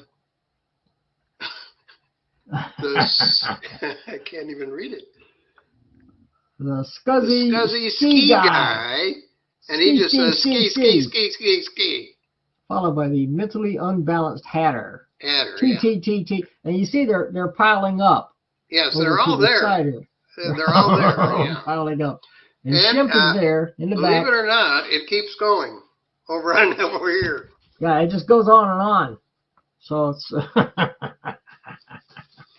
and then over here. So we go on to the next page, and this one has the big G, and he's carrying a key, so he says key. The next panel, they all say everything all together. Yep. And I don't think we can duplicate that. Yep. And then we're back to is it a thumbs up or a thumbs down? It looks like a. Yeah. Yeah, but actually, on the next page we have thumbs up. Yeah, that was a thumbs up. Yeah, with a little head popped out of the thumb. A little head pops out of there. There's something, he says, you don't see every day. And that's the thing about Steve Willis's comics. You don't see this every day. You don't see this in a lot of comics. In fact, the only comic you're going to see it in is this one. But anyway, Steve is a one of a kind. Very, very clever. Very clever. There's nothing else like these. I mean, no. I mean, I can skip over the next page, not bad. But I hate to show everything because, I don't want to show everything. But, yeah. Anyway, it's got a lot of crazy stuff. Somebody's interviewing this congressman, and in the background, if you look, you don't notice it at first, but you see this little puppet in the background, right there. I see it. Yeah. And he says, "What is that puppet doing?" When he turns around, the puppet's gone, vanish. I don't see a puppet. Well, there was one. And then they have an argument about it. And it is with Steve Willis. If there's an argument about something, it goes on and on and on. Yeah. For an entire page. No, you didn't. During yes, the you argument, did. there's No, a wasn't. Yes, mouse eating cheese. Yeah. Yeah. So. So now we cannot end without the West Coast Buttercube Brothers on the back. Of May course. not be able to see this very well, but you can't have a issue without them. Let's see if I can hold that up. See, can you read it? Because I can't. Right there. It's the West I'll Coast hold it up. Buttercube Brothers. You read it. I'll hold it up. I'm able to get it to look. Okay. These jokes where we always melt at the end are getting rancid. And one guy says, the writing for this series is spreading itself too thin. Still, for better or worse, readers seem to like it. Yeah, thank you. I appreciate it. I got something in the mail and I'm sticking it under the door. It says, ooh, I am really, what does it say? I am really on a hot roll with these. It's hard to read it like this. It says, I'm really on a hot roll. Holding it up, you read it. With these puns. Yes? Yeah. So he's on a hot roll with the puns, and it melted them again. Of course, it causes them to melt. Sorry about the interruption, folks. I got distracted there, but oh, we love the Buttercube Brothers because they just can't win. And so far, I think a lot of people like him because he's made mention of that. So he keeps putting them on there. And once again, I've told you this before, you cannot buy this comic. You have to trade for it. Trade one of your comics if you're a creator. Trade something. Or send him stamps. But you cannot buy it. And Once you get on his mailing list, you're on it. And it's worth it He will just for the send it sound to you. effects. I mean, looks like a couple of little bug-like guys get flattened here. They get stepped on. And the sound effect is flattened through tremendous pressure. Yeah, that's a sound effect. That's a His sound sound effect. effects are very, they really let you know what's going on. Yeah. His sound effects. So, Yep. Anyway, there's Anyway, a lot more. I can't hold this. yeah, let's not give it all away because we don't want to do that. So, But Steve Willis is a genius. That's for darn sure. yeah. Oh my gosh, where are we at? Okay, what do we got? What do you got next? Okay, well, we got a lot here that we received from Stephen McArdle. Yeah, we got three books from Stephen McArdle. Yeah. Now, the And thing about some of go these ahead. were published back in the 90s. Some of these were That's what published I'm back in gonna say. the 90s. This one, Artillery. This one, Vendetta, I think, yeah, Vendetta is a good example of one of his early comics. mhm. I did ask him when he drew this. He was 26 years old. Wow. Yeah. I don't know whether it says the date on here or not. I It cannot says remember. 1994. So these were published. 1994. These were published in the 90s. Okay. Yeah. But these have been reprinted recently. At least I know the Vendetta one has the first Well, issues of that Vendetta. is coming. That is coming in a that's not in the 80-page, is it? No. No, This it's is not. It's coming a separate soon. volume. It will be So- in a separate volume. Yes. Yeah. So I was looking at the website. It's the Power Comics and was it Floating Floating World. World Productions. / Power Comics. The Power Comics guys are reprinting some of Steve McArdle's works from the 1990s. So this is from the 90s, and look at the detail in the background, the brick wall. Every Yeah. brick is drawn, Right. every single brick. And these are all, I don't know how you would describe them. There's a name for them, but they're all, They're loaded with testosterone. That's what they yeah, are. basically, yeah, it's all fighting and testosterone. stabbing and street A gangs lot of and fighting going on. motorcycle gangs Yeah. and all that. Yeah, And, there's all that, they're, and pretty good story too. yeah. But You got the some great art, panels. you think about the art, you look at it, it has got, here again, another panel with every brick drawn. One panel at the top, panel in the middle. So he pulled all the stuff. Back in those days, he pulled out the stuff. And you know what else? They have that old comic smell they to smell them. old, yeah. That alone would be a recommendation. Now, this is not available, like, you can't buy this from him because Or this one. he doesn't sell these anymore, but they are going to be in a, reproduced in a book from Floating World. I think that's in process now. And that one it'll also include, I think it will include Crowbar, or wait a minute. Yeah, we're gonna get the Crowbar in a minute here. That's different, but it will include, I think, Artillery, which is. Man, look at this. Yeah, look at that. That's what I'm saying. Here's a guy in his 20s. That's what Here's I'm the saying. color. Maximum testosterone. Here we go. If you Yeah. saw that coming at you, what would you do? I would think you'd run as fast as you could, right? And that's the Green hair. good guy. That's the Yeah, good guy. that's the When do good you see guy. the bad guys? Yeah. Just terrific work, from way back then. So I mean, Well, it's this all is- action, fight. yeah, I'm stronger than you. No, you'll never be stronger than me. All that kind of stuff. now we're saying that's the earlier issues. Yeah, I will say we have Crowbar number 9. yeah. Now, Crowbar number 9 reprints the adventures of a superhero team And most of this it reprints 3 issues. Well, it reprints 2 issues that were first published back in the 90s. That's probably why the Power Comics guys like this, because they like the comics from the 80s and 90s, you know.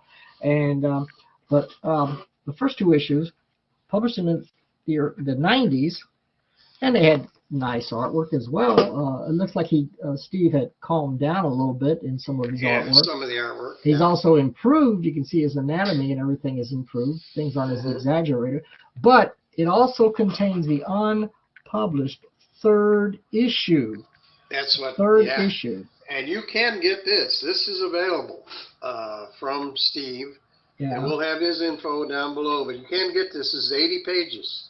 Yeah. And you can see wild, action. Here's a and it's really crazy. You know, you've got aliens invading the Earth. You got heroes. This guy here is he's kind of like the Sandman. He fell into a concrete mixer and was well. Apparently there was a little more involved, some radiation or something, transforming him to a character who can control concrete. Right. You know. He gets out of a cab at one point, and the cab driver looks down and says, "Where did all this sand come from?" It's got a little humor. You got, and it's just wild, you know. There's also a tragic storyline, if I can find it here. You got one hero. Not overpowering dialogue or anything, you know. A lot of, look at the pictures, you know, which I like. I like that. But, yeah. And Steve McArdle is a heavy rock musician also, which goes right along with the books. Oh, yeah. He's a heavy metal musician. He's a heavy metal.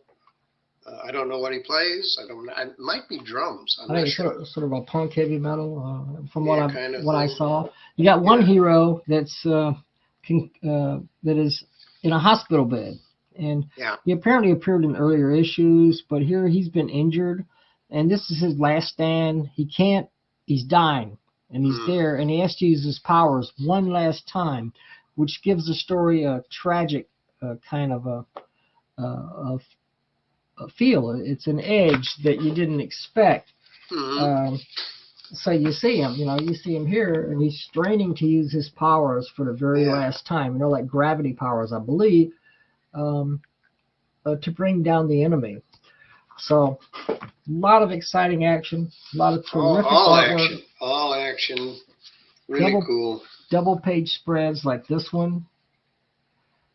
Yeah. Yep. Yeah, we showed them that, I think. And if you look at that third lots chapter, lots of double page spreads. Yeah, a lot of those. Look at that. Look at that. You know, that is a lot of work. Yeah, and if you look at the artwork as it evolved, especially if you go back and look at the older issues of Vendetta, you'll see that this guy Steve has really refined his craft. Yeah, and he's really become quite good to where you see stuff like this. Yeah, very impressive, very emotional. Now this nice, very nice. Power Comics is a YouTube channel that does a lot of these kind of things. I think they found Steve and had him on their show. And I think he must have had a pretty good response, because then he contacted us and he sent us the books. And they're helping to, I guess they're helping to fund the reprints. Yeah. Yeah, so they do a lot of these kind of books. There's a Vendetta. Now, Vendetta actually he passed away at one point in the earlier series, but he's brought back to life. He's not a handsome guy, right?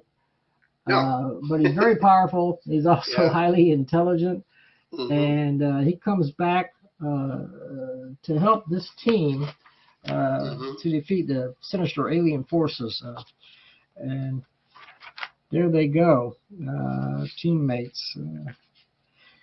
On one page, he actually gives you a look at almost everyone in the team. Although the team actually adds a couple of members as this goes along. But these are the original members of the team right here. Now, also in Vendetta, this particular issue of Vendetta was a flip book. So the other artist in here has a little different style. The Scorpion story. The Scorpion. Has Here a it little is. different style than Steve does. Yeah. Now remember, this is from like 1995, but man, look at that It's a beautiful lot cover. different. Yeah. That looks very much like it was done on a computer there.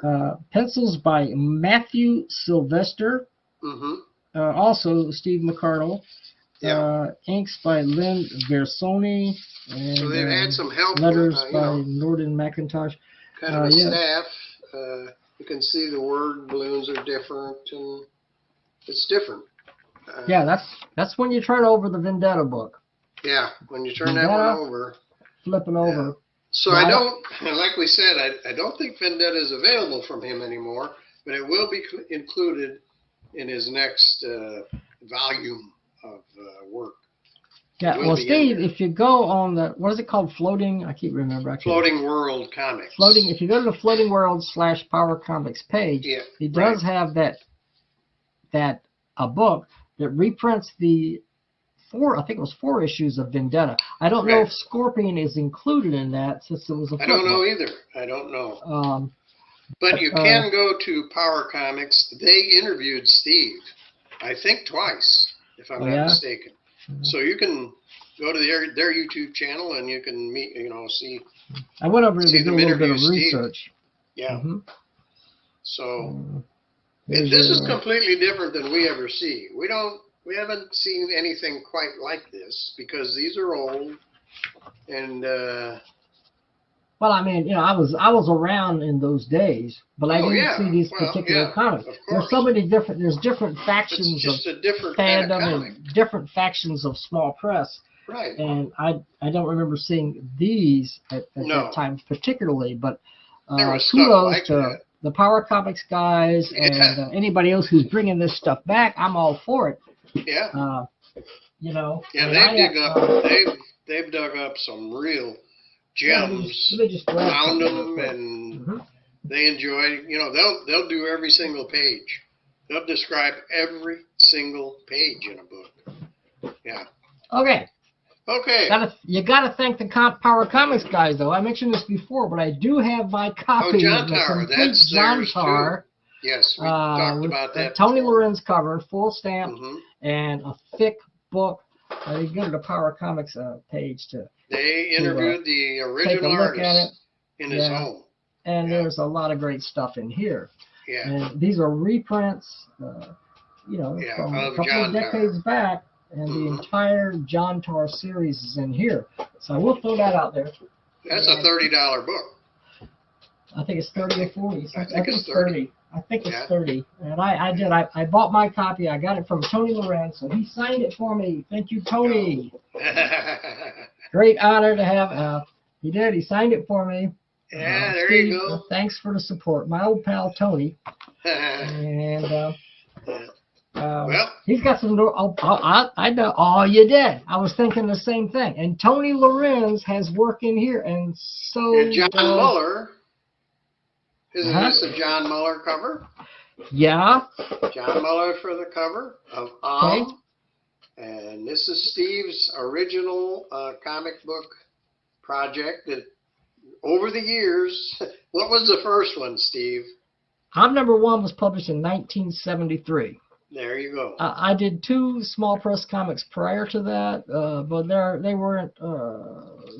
Not many people saw those, and they were really crude. So when I think of Number One, I think of that as my first real small press comics, small press comic that had any real distribution. It was also a member of the BPP co-op, and which became the UFO co-op. It was the last BPP publication before the group fell apart and was revived by me 50 years ago as the United Fanzine Organization. And the back cover has the original logo, and this art is by Chuck Robinson II, colored by some guy named Larned Justin. some guy did a great job on the colors.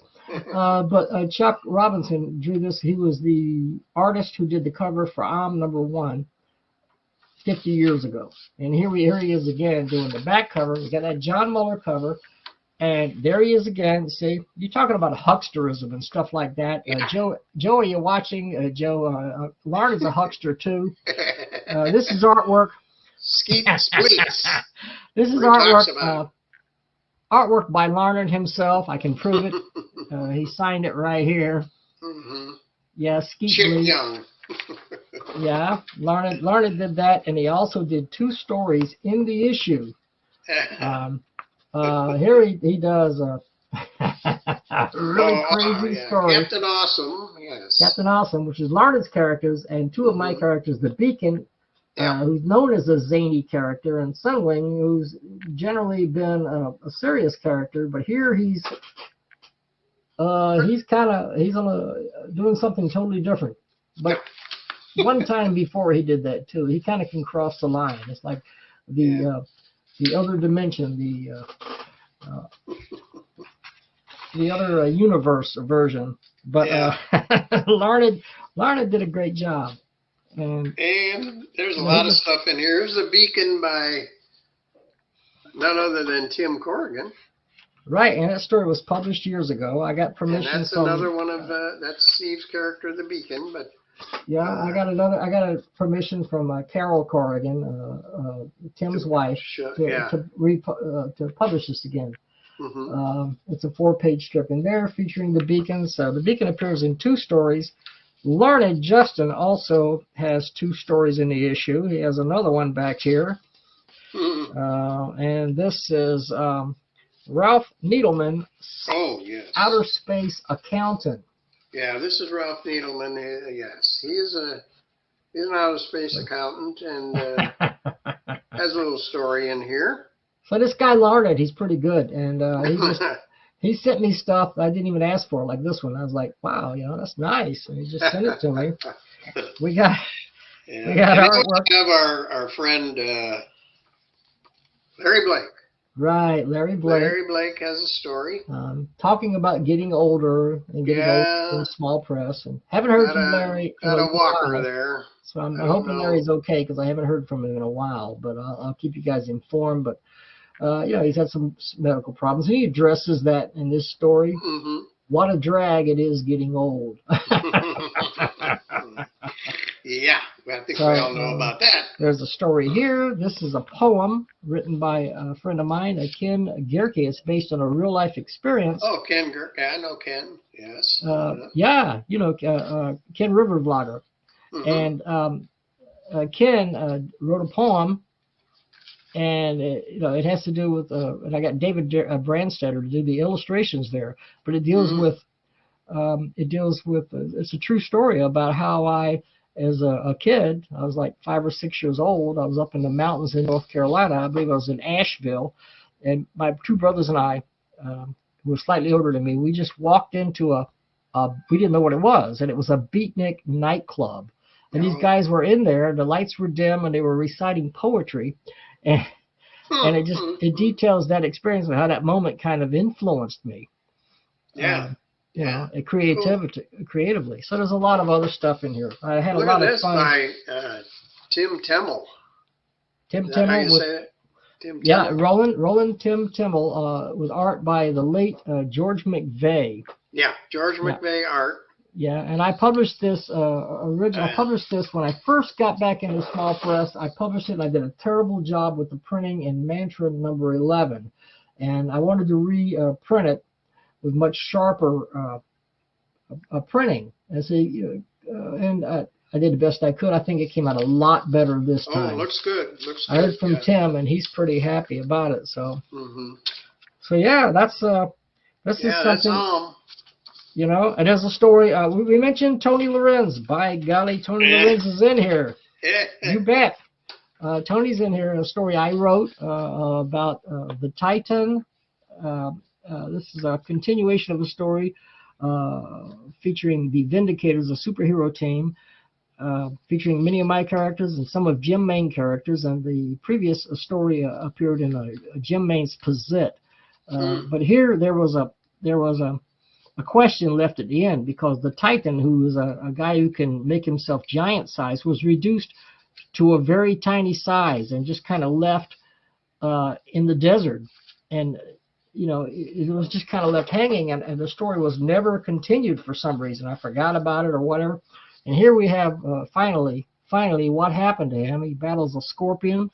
You can see Tony Loren's terrific artwork. Yeah. With inks by Tom Ahern, and Tony just did a great job. They both did a great job.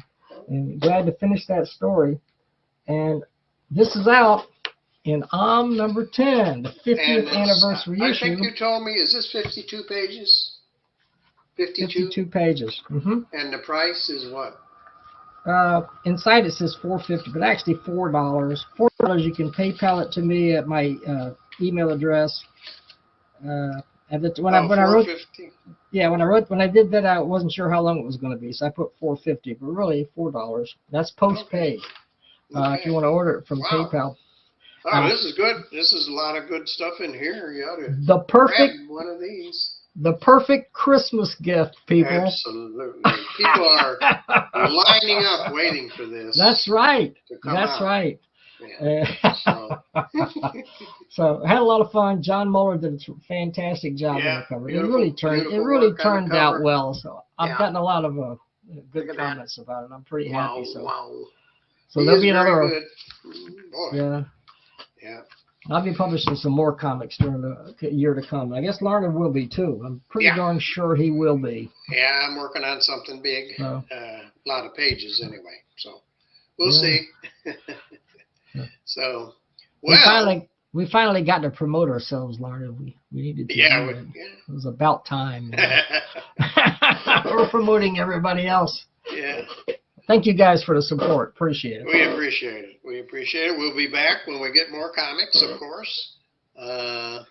So I think we're going to cut this off. We try and keep it about an hour or a little over, but it's close. And we will see you in the next one. Could be an interview or it could be more comics. We don't know.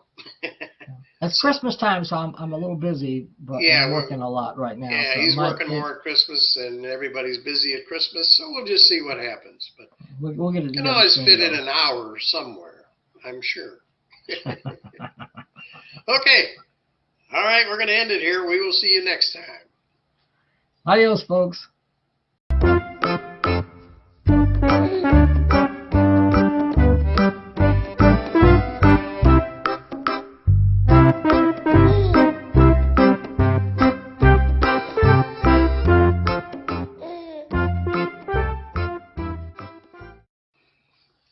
Welcome to episode 59 of Talking Small Press 59, Comics. Holy cats. Yeah, with old Steve Keeter here. Steve Keeter. Larned Justin, that's me. Young Larned.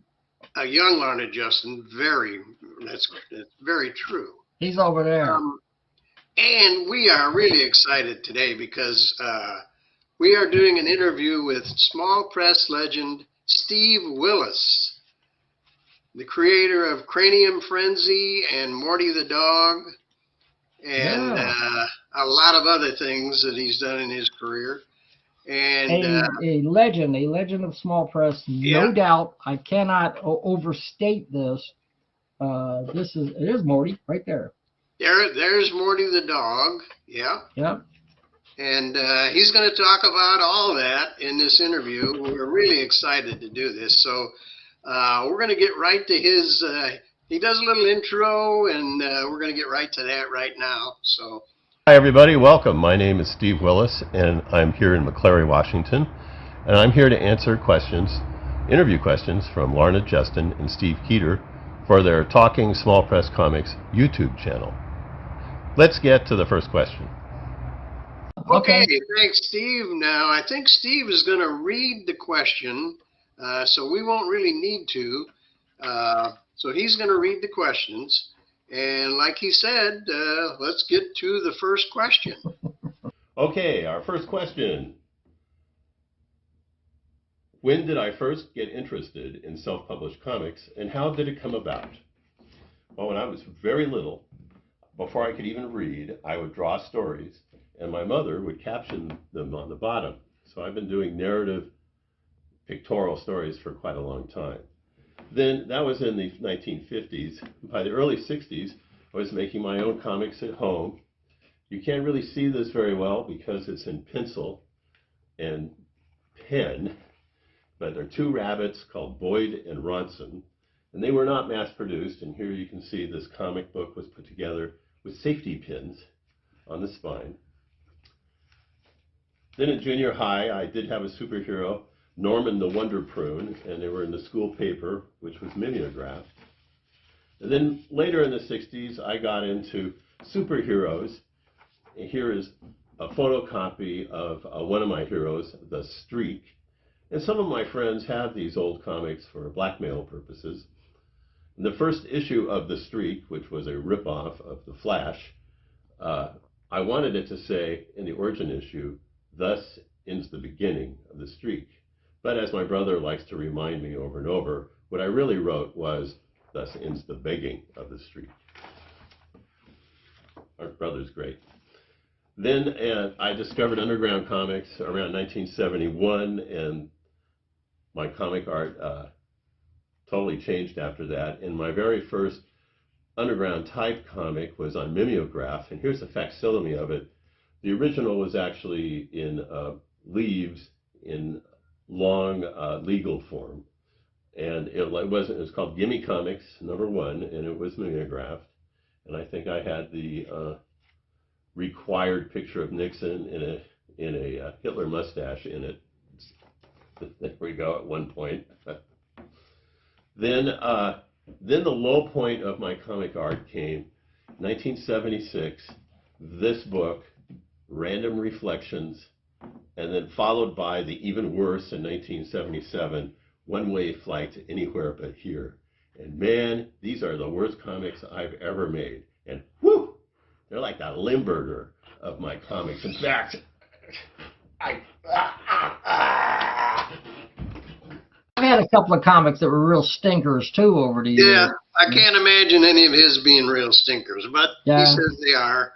Yeah, I mean, I remember in the early '70s, he's talking about Mimeo. That's Mimeo, amazing. Kurt In Erickson. 1971, he was already doing small press comics, kind of. Yeah, on mimeograph. Mimeograph is different from Ditto. Ditto was the purple method. Mimeograph was more, you had to type on stencils. And I never did a Mimeo comic. Kurt Erickson did, my friend Kurt Erickson. But yeah, I mean, but you know, during those days, the printing methods were so primitive. Some of my books, I had a giant, like 90-page zine. It was like #3, and Jim Main published it, and bled through. You could bleed through the pages. You could see the other page on the back. Some of the pages were upside down because it's difficult to work with these methods. It was really awful, but it could have been great. Could have been great. So Steve, we know what you're talking about. We all have those moments. Yeah, that's for sure. I've had those moments. But anyway, that was interesting when he said that he had one comic that, how do you word that, where his brother-in-law would blackmail him because he had the comic and he didn't, and anyway. He loves his brother, so. You know. Yeah. It was his brother, not his brother. All is forgiven. All is forgiven. Anyway, okay, I'm ready for his next question. Next question. Did you have any early influences on your work? And I think I did, like everybody else of my generation. You know, we all grew up with Dr. Seuss, and who I think influenced almost all of us. But in later life, the biggest influence that I think I still carry in my work was William Steig, who was a cartoonist for the New Yorker. And he put out books in the 1940s called, like this, The Lonely Ones, and this, All Embarrassed. And his drawings were very simple, kind of like Thurber, who was another one I liked. And you can kind of see, if you look at these old William Steig books, you can really see the influence on my work, particularly in my Morty comic work. So in 1977, I had a breakthrough in a book called An Untitled Portfolio that was very Steig-like. And in fact, it was so much so that I even gave him special thanks in the title page. And I sent a copy to Mr. Steig, and he wrote me this very nice note back. This is in 1977. And one of the features of this book is a reoccurring thing, and went the boy, kaboing, kaboing, kaboing. And it went out through the book sort of like a chorus. And a few years later, I looked at a book by Mr. Steig, and he had lifted my device, except his characters are going hot, hot, cha, cha, cha, or something like that. And I thought, okay, well, turnabout is fair play. He influenced me, and I influenced him, which I thought was pretty neat. And okay, well, let's go to the next question. Well, it was pretty amazing that the guy from the New Yorker actually wrote him and then used one of his devices to do one of his comics. That's awesome when you hear from one of your influences. Oh, yeah. From what he described and what he showed, you could see the influence. You could see it. You can. So, but of course, kind of kept his style, I think, simple and but very different than anybody else. Right. That's for but sure. Steve Willis he's totally original. I mean, we all have our influences, but you can have influences and still be very, very original. Right, and he's managed to do that. That's for that's sure. That's for darn sure. Are you Sherlock Holmes or what? Yeah, Sherlock Holmes. I don't have the flaps up, like Sherlock Holmes. But my flaps, right. In case I want to take off, these would come in handy. Yeah, and you can see that Steve is influencing us as well. So I'm just saying. Slightly. Yeah. Happy Halloween, everyone. All right, let's go to his next question. The next question is, on a daily basis, how much time do you spend with your artwork? And how much time I spend doing with my artwork varies. Here are some future Morty comics, and I spend about an hour and a half each morning drawing Morty comics to a total of about 12 images. And this workstation here is called the Fun Factory. It's where a lot of my equipment is and my notes for future ideas, things like that.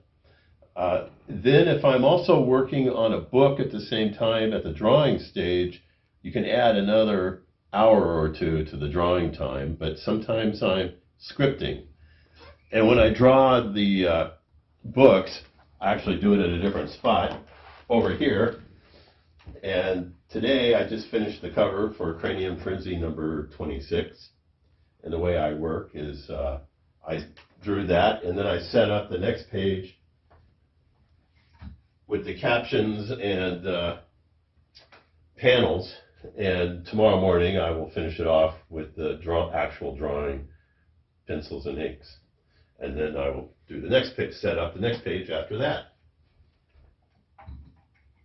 It seems to be a system that works for me, and as long as I can keep up my energy, it seems to be almost a perpetual motion machine for me with drawing. So let's go to the next question. Well, he certainly seems to be keeping up his energy. He has an interesting way of working, Uh-oh, I can't hear you because I don't have my earbuds in. Something happened. I think my brain exploded and flowers popped out. Here we go. Okay. I was going to say he has an interesting way of working. He works early in the morning every day, basically. And I wonder what the idea of is to have the script on a clipboard hanging on the wall back there. Yeah. Well, he's definitely more organized than I am. Yeah, I mean, I'm so a lot more sloppy organized about than we are, Steve. You're way ahead of us. That's for sure. But pretty interesting to see how you do that. Absolutely.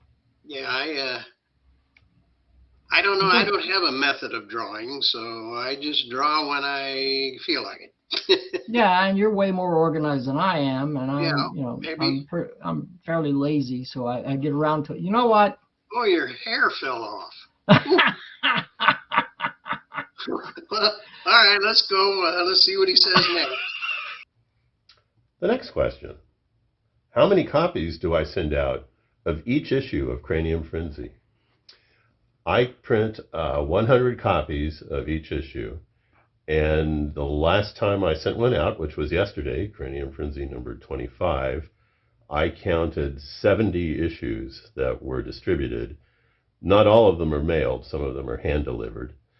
But so that leaves me with about 30. There's my math. 30 of them left. And right now, here's my entire backlog of number 13 through 25. Number 11 and 12 are now out of stock. And now let's go to the next question.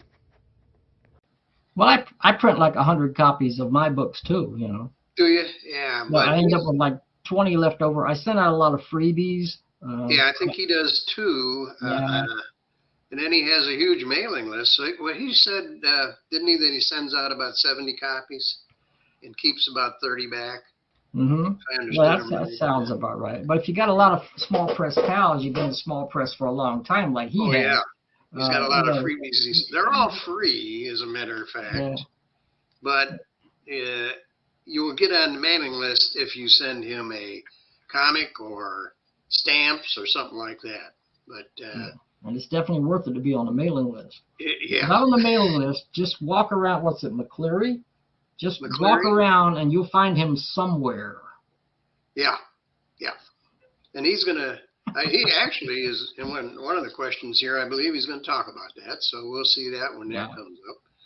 But interesting, you know, to develop a following like that, and then you know, just keep it up for this long. This is a long time he's been doing this. So Yeah. Well, he's developed a devoted following, and you and I are among the followers. I can say that. This is one of the most talented guys I know of in small press. And very, very funny man. He never runs out of ideas. No. He mentioned energy. He doesn't seem to ever run out of energy. Yeah. Okay. Well, Total we'll go on to respect. his next question. And the question is, are Morty comics mass-produced? And the simple answer to that is no. Every Morty comic is unique. Here are the Morty comics backlog I currently have. Each one of these is, you can tell some of them definitely are not mass-produced. They're on cardboard. I pretty much draw on any kind of surface I can find. Sometimes I have a backlog of a couple hundred, and sometimes I have no backlog. My goal is to send 3 with every mailing, but sometimes when I'm sending out the comics, I only have enough barely to do 1, and there are some mailings where when I'm done, I have no Morty comics left. And as you can see, some of them are 4-pagers and some are 1-pagers. Sometimes people think the 4-pagers look like they're printed, but they're actually not. All the Morty comics are originals. Here are some on letters. I guess you'll all have to get together to figure out what these letters spelled. So, let's go on to the next question. I think that the Morty comics are the most interesting thing because they're all originals. If you get a Morty comic from him, it's an original drawing. You got to save it. Because they're not printed. They're all his drawings. Yeah, and I've got a bunch of these me drawings too. that he did. But He if I reach over to maybe 2 or 3 in with a Cranium Frenzy when he sends a Cranium Frenzy, like he said, if he's got them, he includes them. So yeah, it's all original stuff. So it's one of a time, you know, one of a kind. Yeah, it's limited edition art. Yeah, it's not even like, that. It's again that word respect to his fans, and he has a lot of fans. We're fans, and some of that stuff is just hilarious, and it's one of a kind humor. Yeah. Yeah, I love the little Morty comics. They're and some of them, like he said, are a couple pages long, you know, and they're originals. Yeah, or just one panel, you know. And I'd reach over and pull one up, except the banana might fall off my head. Yeah, we don't want to lose a banana. Definitely not. No. Might come in handy later. That's right. Yeah. Okay, let's go to his next question. The next question is, do you place Morty comics all over McClary or just in the bulletin board where Mrs. Bug in the Butt goes? It used to be I would hide Morty comics in public places clear from Seattle, Port Townsend, Port Angeles, down to Portland and over on the coast. But now that I've gone into making full-length books again and sending them out, and my mailing list has grown, the bulk of my Morty comics go in the mail. So here in McClary, pretty much the only place left that I hide them is, or I don't really hide them actually, I put them on display at the post office. And that is where the infamous Mrs. Bug in the Butt reaches up to grab them and tear them apart. So I've solved that problem by placing it beyond her short reach, because Mrs. Bug in the Butt is about 1 foot tall. The other problem with Morty comics is there are no more phone booths left to hide them in, or newspaper boxes either. And there's a lot of surveillance cameras out there, so it's not nearly as fun as it used to be. You have to really, it's like pulling off a real caper. So I hope that answers the question about the McClary post office. And let's go to the next question.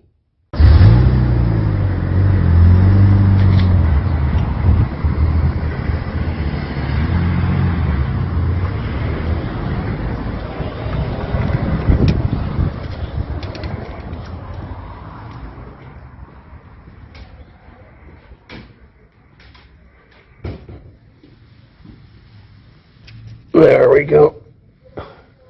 That's its usual spot. Mrs. Bug in the Butt likes to destroy them right about here. And there is 390. Okay, interesting to hear him say that when he was hiding the Morty comics, he was going kind of all over the state hiding them. I never knew that. I thought he just did it in McClary, Washington. Yeah, I didn't know that either. He said he was going all over. Yeah. And pretty interesting that can't do it anymore because surveillance cameras and there's no phone booths to put them in. No phone booths. What the heck? No, can't it's amazing Superman still exists. Yeah, but yeah. I thought that was pretty interesting. And then, of course, we all know about Mrs. Bug in the Butt, who was going in to the post office, where he posts them now, and tearing them to pieces. You think she would she be a postal employee or just? I don't know what she was. A nosy person, customer. For one thing. I don't know what businesses of hers to go in there and tear things off to the bulletin board. You know, and he said she's only 1 foot tall, so it's pretty easy to get it out of her reach. So he puts them up on top of the bulletin board now, and she can't get them, which is a good thing. Well, yeah. Well, some people have no sense of humor. Well, apparently she's one of them. You know, this is unfortunate. Yeah, but I think win these people over her wagon by putting it up on top of the bulletin board. So. Oh, Steve. You're not going to beat. There's no way you're going to win over against Steve Willis. There's no way you're going to win, man. No. The guy is unstoppable. Yeah. That's for sure. You try to tear up his comics, he finds a way around that. So, all right, let's see what he says in the next. The next question is, do I participate in many jams? And will there be more in the future? I know in the 1980s and 90s, the jams were all over the place. I think those of us involved in the New Wave Network communicated and learned about each other through a whole series of crazy jams. Some of them were even full-length books. I did 2 full-length books with Brad Foster and another one with Jeff Nicholson, and many other jams.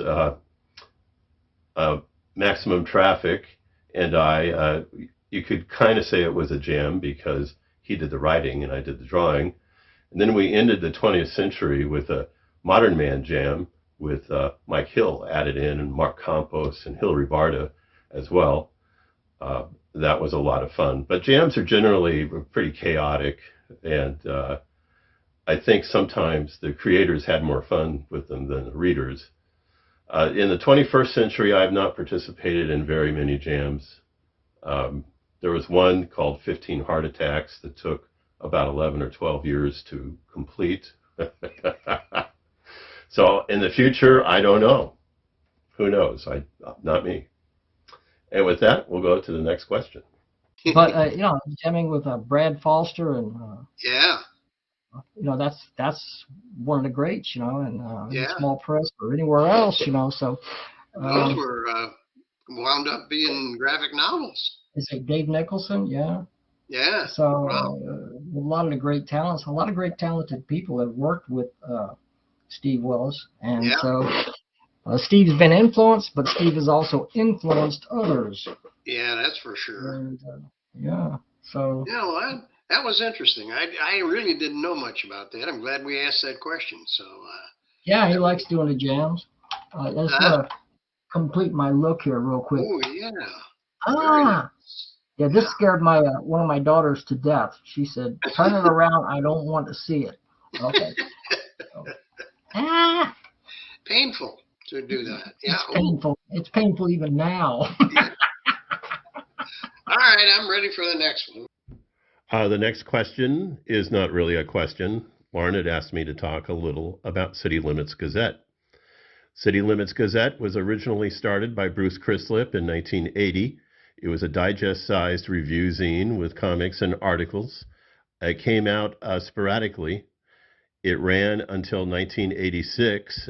It was a very popular publication for New Wave news and reviews, and it was a great networking tool. I was really sorry to see it go. At the same time that Bruce ran City Limits Gazette, I had from 1983 to 84 a serial called Outside In, which consisted of self-portraits by people in the small press and New Wave comics movement. I ran it until issue 14. I handed it over to Michael Dowers.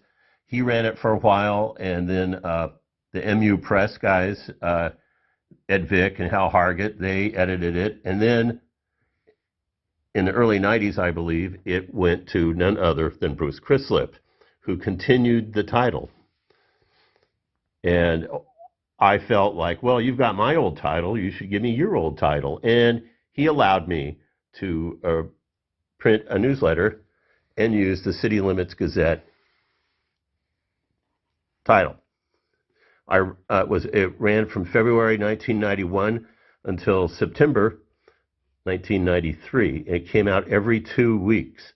I knew at the time hard copy newsletters days were numbered because in the course of my work, I already encountered internet, even though it was in DOS form. I knew that it was going to expand. City Limits Gazette had a great crew of people. Our subscription during the time it ran got up to about 200 people who were very active. And one of our favorite things was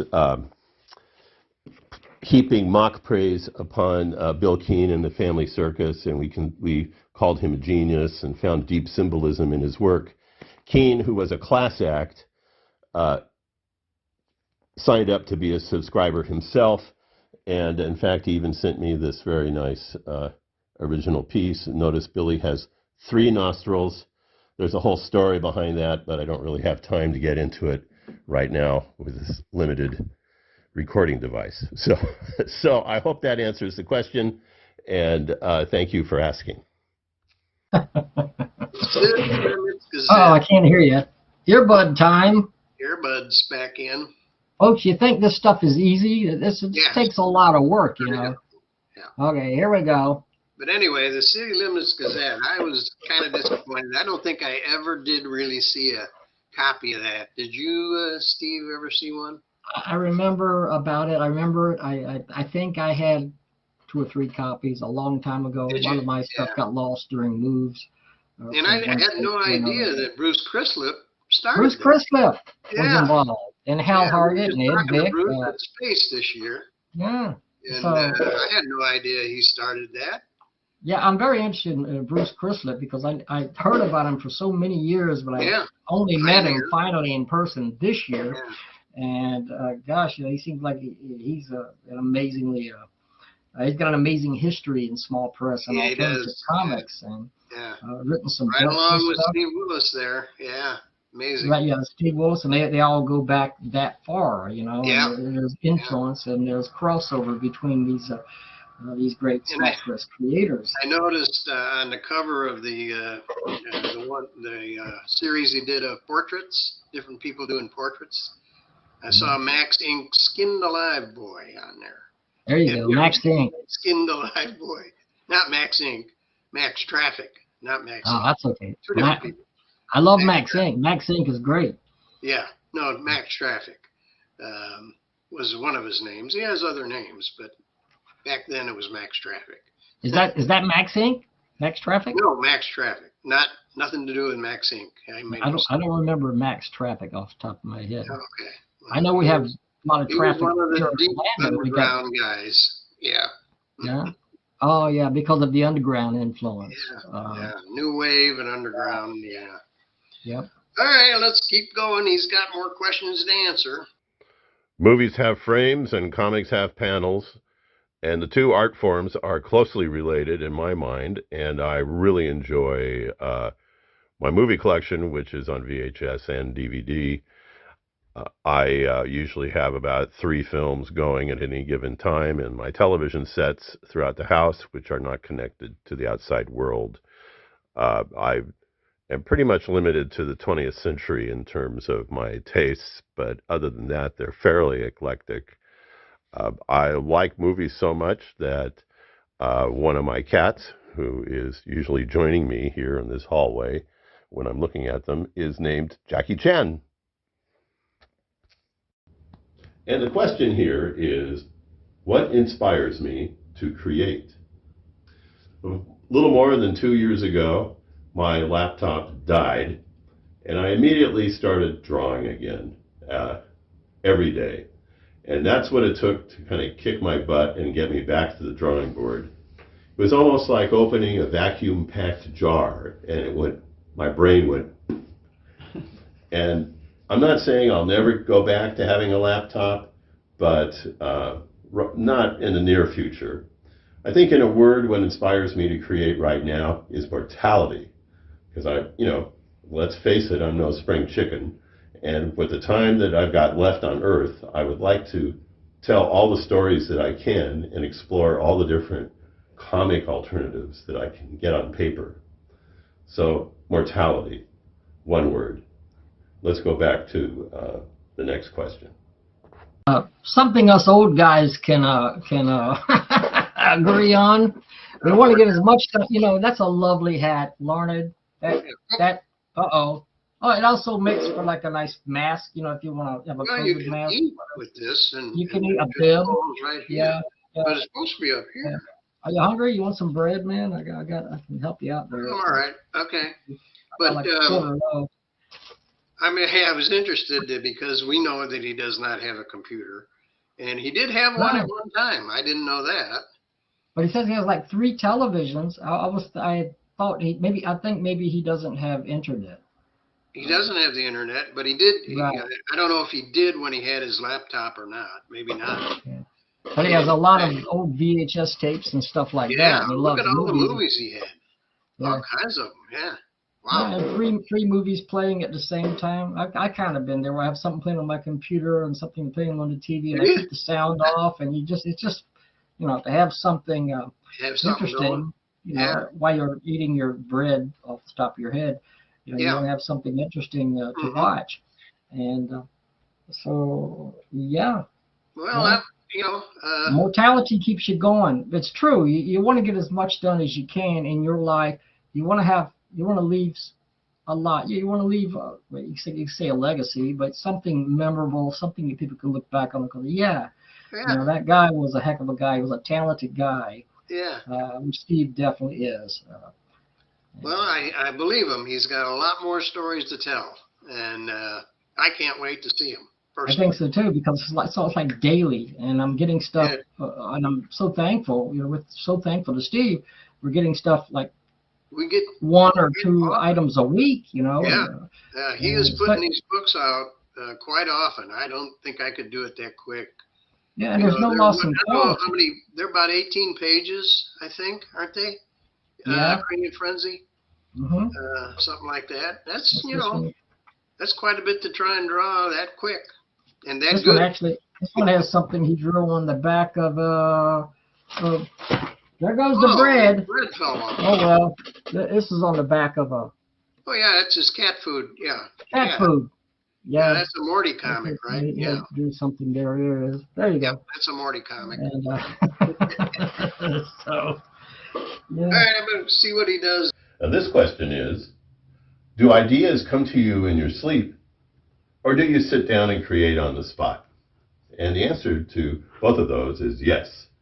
A lot of my stories come from dreams or dream-like naps, things like that. And the Morty comics, many of them are drawn on the spot. They kind of create themselves as I go. But for the real ideas, the ideas that really have bite to them, I go to this box down here. And then I reach inside. And then I get my idea. As you can see, ding! Let's see, I would do a superhero, a stick figure, antisocial guy. No, that's been used. I'll do a meditation guy who has a sidekick who makes wisecracks. No, let's see, talking mushroom in Nebraska. That's all been used too. But something will come along. So, in the meantime, let's go to the next question. Well, now we know where he gets his ideas. Yeah. Right there in that box. That That's box? amazing. Just put a light bulb right there. Some of his ideas have been used, apparently. But very cool. What can you say? I mean, that's it. I wish it was that. Yeah, I wish that's it was it. that easy. I got light bulbs, but I could put them over my head, but they don't do much. Apparently For him, it works, but inspiration plenty of ideas. right. The inspiration comes when it comes. Yeah. Lately I've been working a lot and I haven't had much time out, just temporarily. I'm retired, but this has nothing to do with this. It's just that I'm saying that I haven't had a lot of time to really stop and think and get ideas and do stuff. But if you have time, even if you don't, I mean, you could be at work or anywhere where that light bulb lights up on top of your head. Sometimes you have to stop and just jot things down. I know I do. I would jot That's the only way I can ideas. remember something like that is if I write it down and when I think of it. Otherwise, it's gone. Yeah, you save it for later because but write it down. Correct. You'll forget all about it. Write it down. Write it down. Yeah. When you got that inspiration, don't let it go to waste. Right. So he certainly doesn't. So. Yeah. All right. Let's keep on going. Are there any favorite small press comics or zines that I follow regularly?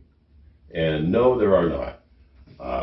I am pretty cut off from the rest of the comics world out here in the wilds of McClary and the coastal range of western Washington. But I do get a lot of comics in the mail, and I really enjoy those, so I guess those are the only ones I really follow. I don't collect myself, but for over 40 years, I've been donating comics that I get to the Washington State University Comics Collection, which I helped start when I was there as a faculty librarian in the 1980s. And this box right here in the Fun Factory Annex, whenever it fills up with comics that I get in the mail, which happens about quarterly, I send it along to Washington State University. And that collection, as far as I know, was the first of its kind on the West Coast, an academic library collecting underground, new wave, and small press comics. I have only been back there once, and that was in 1986. So as I'm told, the collection is rather large now and does get used. It was a hard sell at the time, but by coincidence, Robert Crumb visited campus and talked to a standing room only audience, and that helped me sell the collection to the administrators at the school. Like I say, it's the oldest one of its kind on the West Coast, as far as I know. And so, especially in terms of the New Wave comics, the collection is really excellent. Thanks to a lot of the art of my fellow comrades in the New Wave, who very generously donated a lot of their work to the collection. And when our old friend Lynn Hansen died, his collection also was donated to WSU. So they've really got a strong library collection of our brand of comics. So let's go to the next question. Well, that's interesting that Oh, I can't hear you. all of those comics. You got to remind me to put these darn earbuds in. Let me see. Anyway, I was saying that was interesting that all those comics that, you know, I send them comics and everybody sends them comics so they can trade with them. Yeah. And all of those are in that university collection. That's amazing. That's awesome. And he said, you know, well, Robert Crumb was the reason that they accepted his idea. Yeah. Before that, they were kind of leery about it, but it's good that he did. Somebody somewhere has apparently a huge collection now, thanks to Steve Willis, of all these small press and independent and underground comics, new wave comics. And I mean, somebody needs to save this stuff. He says he's not been back there since 1986, I think he said. Washington. Kind of interesting. But Yeah. yeah, they must have a huge collection. Yeah, because somebody has to save this stuff. I mean, you have stuff with hundreds of thousands of print runs. You have novels by, you know, you got Stephen King, you got whoever, you know. But you got novels that are saved to libraries and stuff. But the small press creators, they're not such huge print runs, but they are a part of history and literature and art and all that, and they need to preserve as many as possible, limited print run or not. Someone needs to preserve these, and so what Steve Willis has done is an admirable thing, really excellent. Yeah, something we can all thank him for. And important, very important. Yeah. So totally admire that effort. Yeah. All right, let's go on to the next question. Like my ribbons? This question I like. Among the many characters I have created, which one is most representative of my own personality? Well, in the play Hamlet, the main character really has a big breakthrough moment and realizes who he really is when he jumps into the grave of Ophelia and yells, "It is I, Hamlet the Dane." And for years and years, I have denied any kind of connection with this guy, Morty the dog. And finally, a few years ago, I finally had to reconcile the fact that I am Morty the dog. And I had that same sort of sense of mission that Hamlet must have had. I knew I had to do more comics. This version of Morty the dog was penciled by the incredible artist in Virginia named Mike Cody, who New Wavers might remember seeing in our era. And I just love this picture. I don't have a lot of stuff up in my house, but this is just an amazing pencil work. So let's go on to the last question. Ninja! The ninja invaded. Has revealed that he is Morty the dog. Yeah. How about that? That's truly interesting. That's truly interesting. So now, when you read the Adventures of Morty, and you're thinking, well, this is Steve. Oh, that's Steve talking. Steve. Yeah. I don't know if he wanted to give that away or not, but he did. Yeah, he did. We got it here. We got the scoop right here on the Talking Small Press Comics show. Yeah. People, you got to stay tuned. You never know what you're going to get on this show. That's right. And there you go. I think he is. That's interesting, though. That it is interesting. I did that pencil portrait of Morty. Looking at it on the wall there, and pretty neat. You didn't do that. I didn't do it. No, I don't know. I don't know the guy Cody. Not familiar with the name, but kind of sounds familiar. I've seen the picture before. However, you are capable of doing stuff equally fantastic artwork Some of your pencil artwork is incredible too. I just want to throw that out there. Okay. Everybody give a big hand to Larned. Larned. Yay! No, he's over here. Oh, Yeah, he's gonna hide. But no, but that really is an amazing piece of artwork, and I don't blame him for those. I've seen it before. I know it's been printed somewhere. neat. Yeah, I have Very seen cool. it, and it's really nice, really Yeah. nice, and it captures the essence of the character. It's just as if Steve did it himself, Yeah. but it's from someone else. So I don't Yeah, blame him I for think it's very cool. posting that. Yeah. Yeah. All right, let's see. I think we're getting close here. And one more question, I think. I think one more, yeah.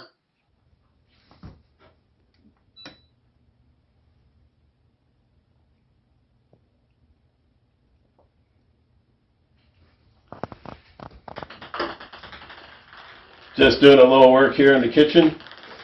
The very last question that I have is, what are my plans for future publications, or do I just go with the creative flow?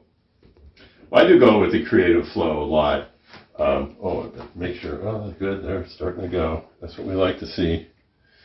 My future plans are to take Morty Comics up to 10,000. And so that's my long-range goal, which I think I will hit in the first quarter of 2025 if I continue at the rate that I'm going.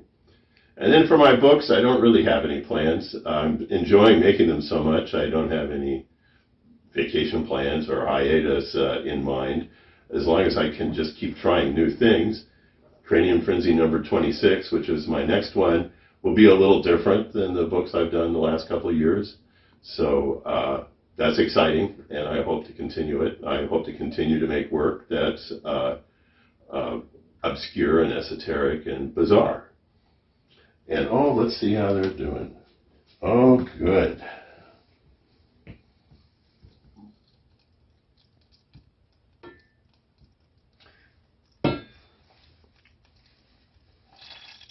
Well, that darn sure did look like the Buttercube brothers. I think that was the Buttercube brothers being made right there around the stove. That was them. That Yeah. was them. They always start out like that, and then they always end Yep, up and then like they yeah. kind of wind up melting every time. Yeah, happens every time. It's weird. Yeah. But But That's that's from how my- they came about, right on his stove there. so we appreciate the step-by-step process that you showed us. You know, put it in the pan, turn it on, turn the heat Right. up, and Right. watch the And then- results. And then draw the cartoon. Yeah. Very good. Very good. Yeah, I like that. So, yeah. Good gosh. anyway, Where'd you get that? Holy mackerel, man! You look like you got freaking grass growing out of your nose. I forgot to trim the mustache, that's all. It's a common problem, you know. Yeah. Yeah. But, So, anyway, So, I think he is going to wrap this up for us, and then we'll be back Yeah. after that and wrap it up with our finished comments. So let's see what he says. I want to thank you guys, Larned Justin and Steve Keeter of Talking Small Press Comics, for inviting me to be interviewed on your show in an almost live manner. I think the work that you guys do to promote small press comics is wonderful. And I also want to thank my beautiful cinematographer, Sarah, who has really been a trooper in making this possible. Without her, this wouldn't happen. So thank you very much. We'll see you later. start If off. anybody needs to be thanked, it's Steve Willis. Yeah. That was very good. Really enjoyed that. Yeah, we're very appreciative. That was Yeah, wonderful. we really appreciate him coming on and doing that. That's a lot of work. And in fact, I think it took him 2 days to do that. So, Yeah. so we were really happy that he did it. And, Thanks so much, Steve Willis. Thank you so much for answering our questions and for sharing the story of your involvement in small press comics, alternative comics, and the entire community over these decades. Yeah. You've definitely made an impact. Probably made a difference. You've influenced people, And we love your comics. They're the funniest. They're just among the very finest small press comics out there. And we can't tell you how much we enjoy them and how much we appreciate you doing this interview. Yep. I couldn't have said it any better. Yeah. So that is going to wrap up this episode. We will be coming up with, we have enough comics for another episode here shortly. And stay tuned. And if you're a creator and you would like your comics on here, we just promote them. We don't criticize them or anything like that. But if you would like your comics on here, you need to send Steve Keeter one and me one. And our addresses are in the description down below. I know that's a lot to ask, but it's the only way we can do it. And we really appreciate the creators that do send us our comics. So anyway, I think we will wrap this one up. You have anything else, Steve? That's it. Thanks for tuning in, everyone. Thanks again to Steve Willis. Awesome. Really appreciate your presence on our show. And thank you.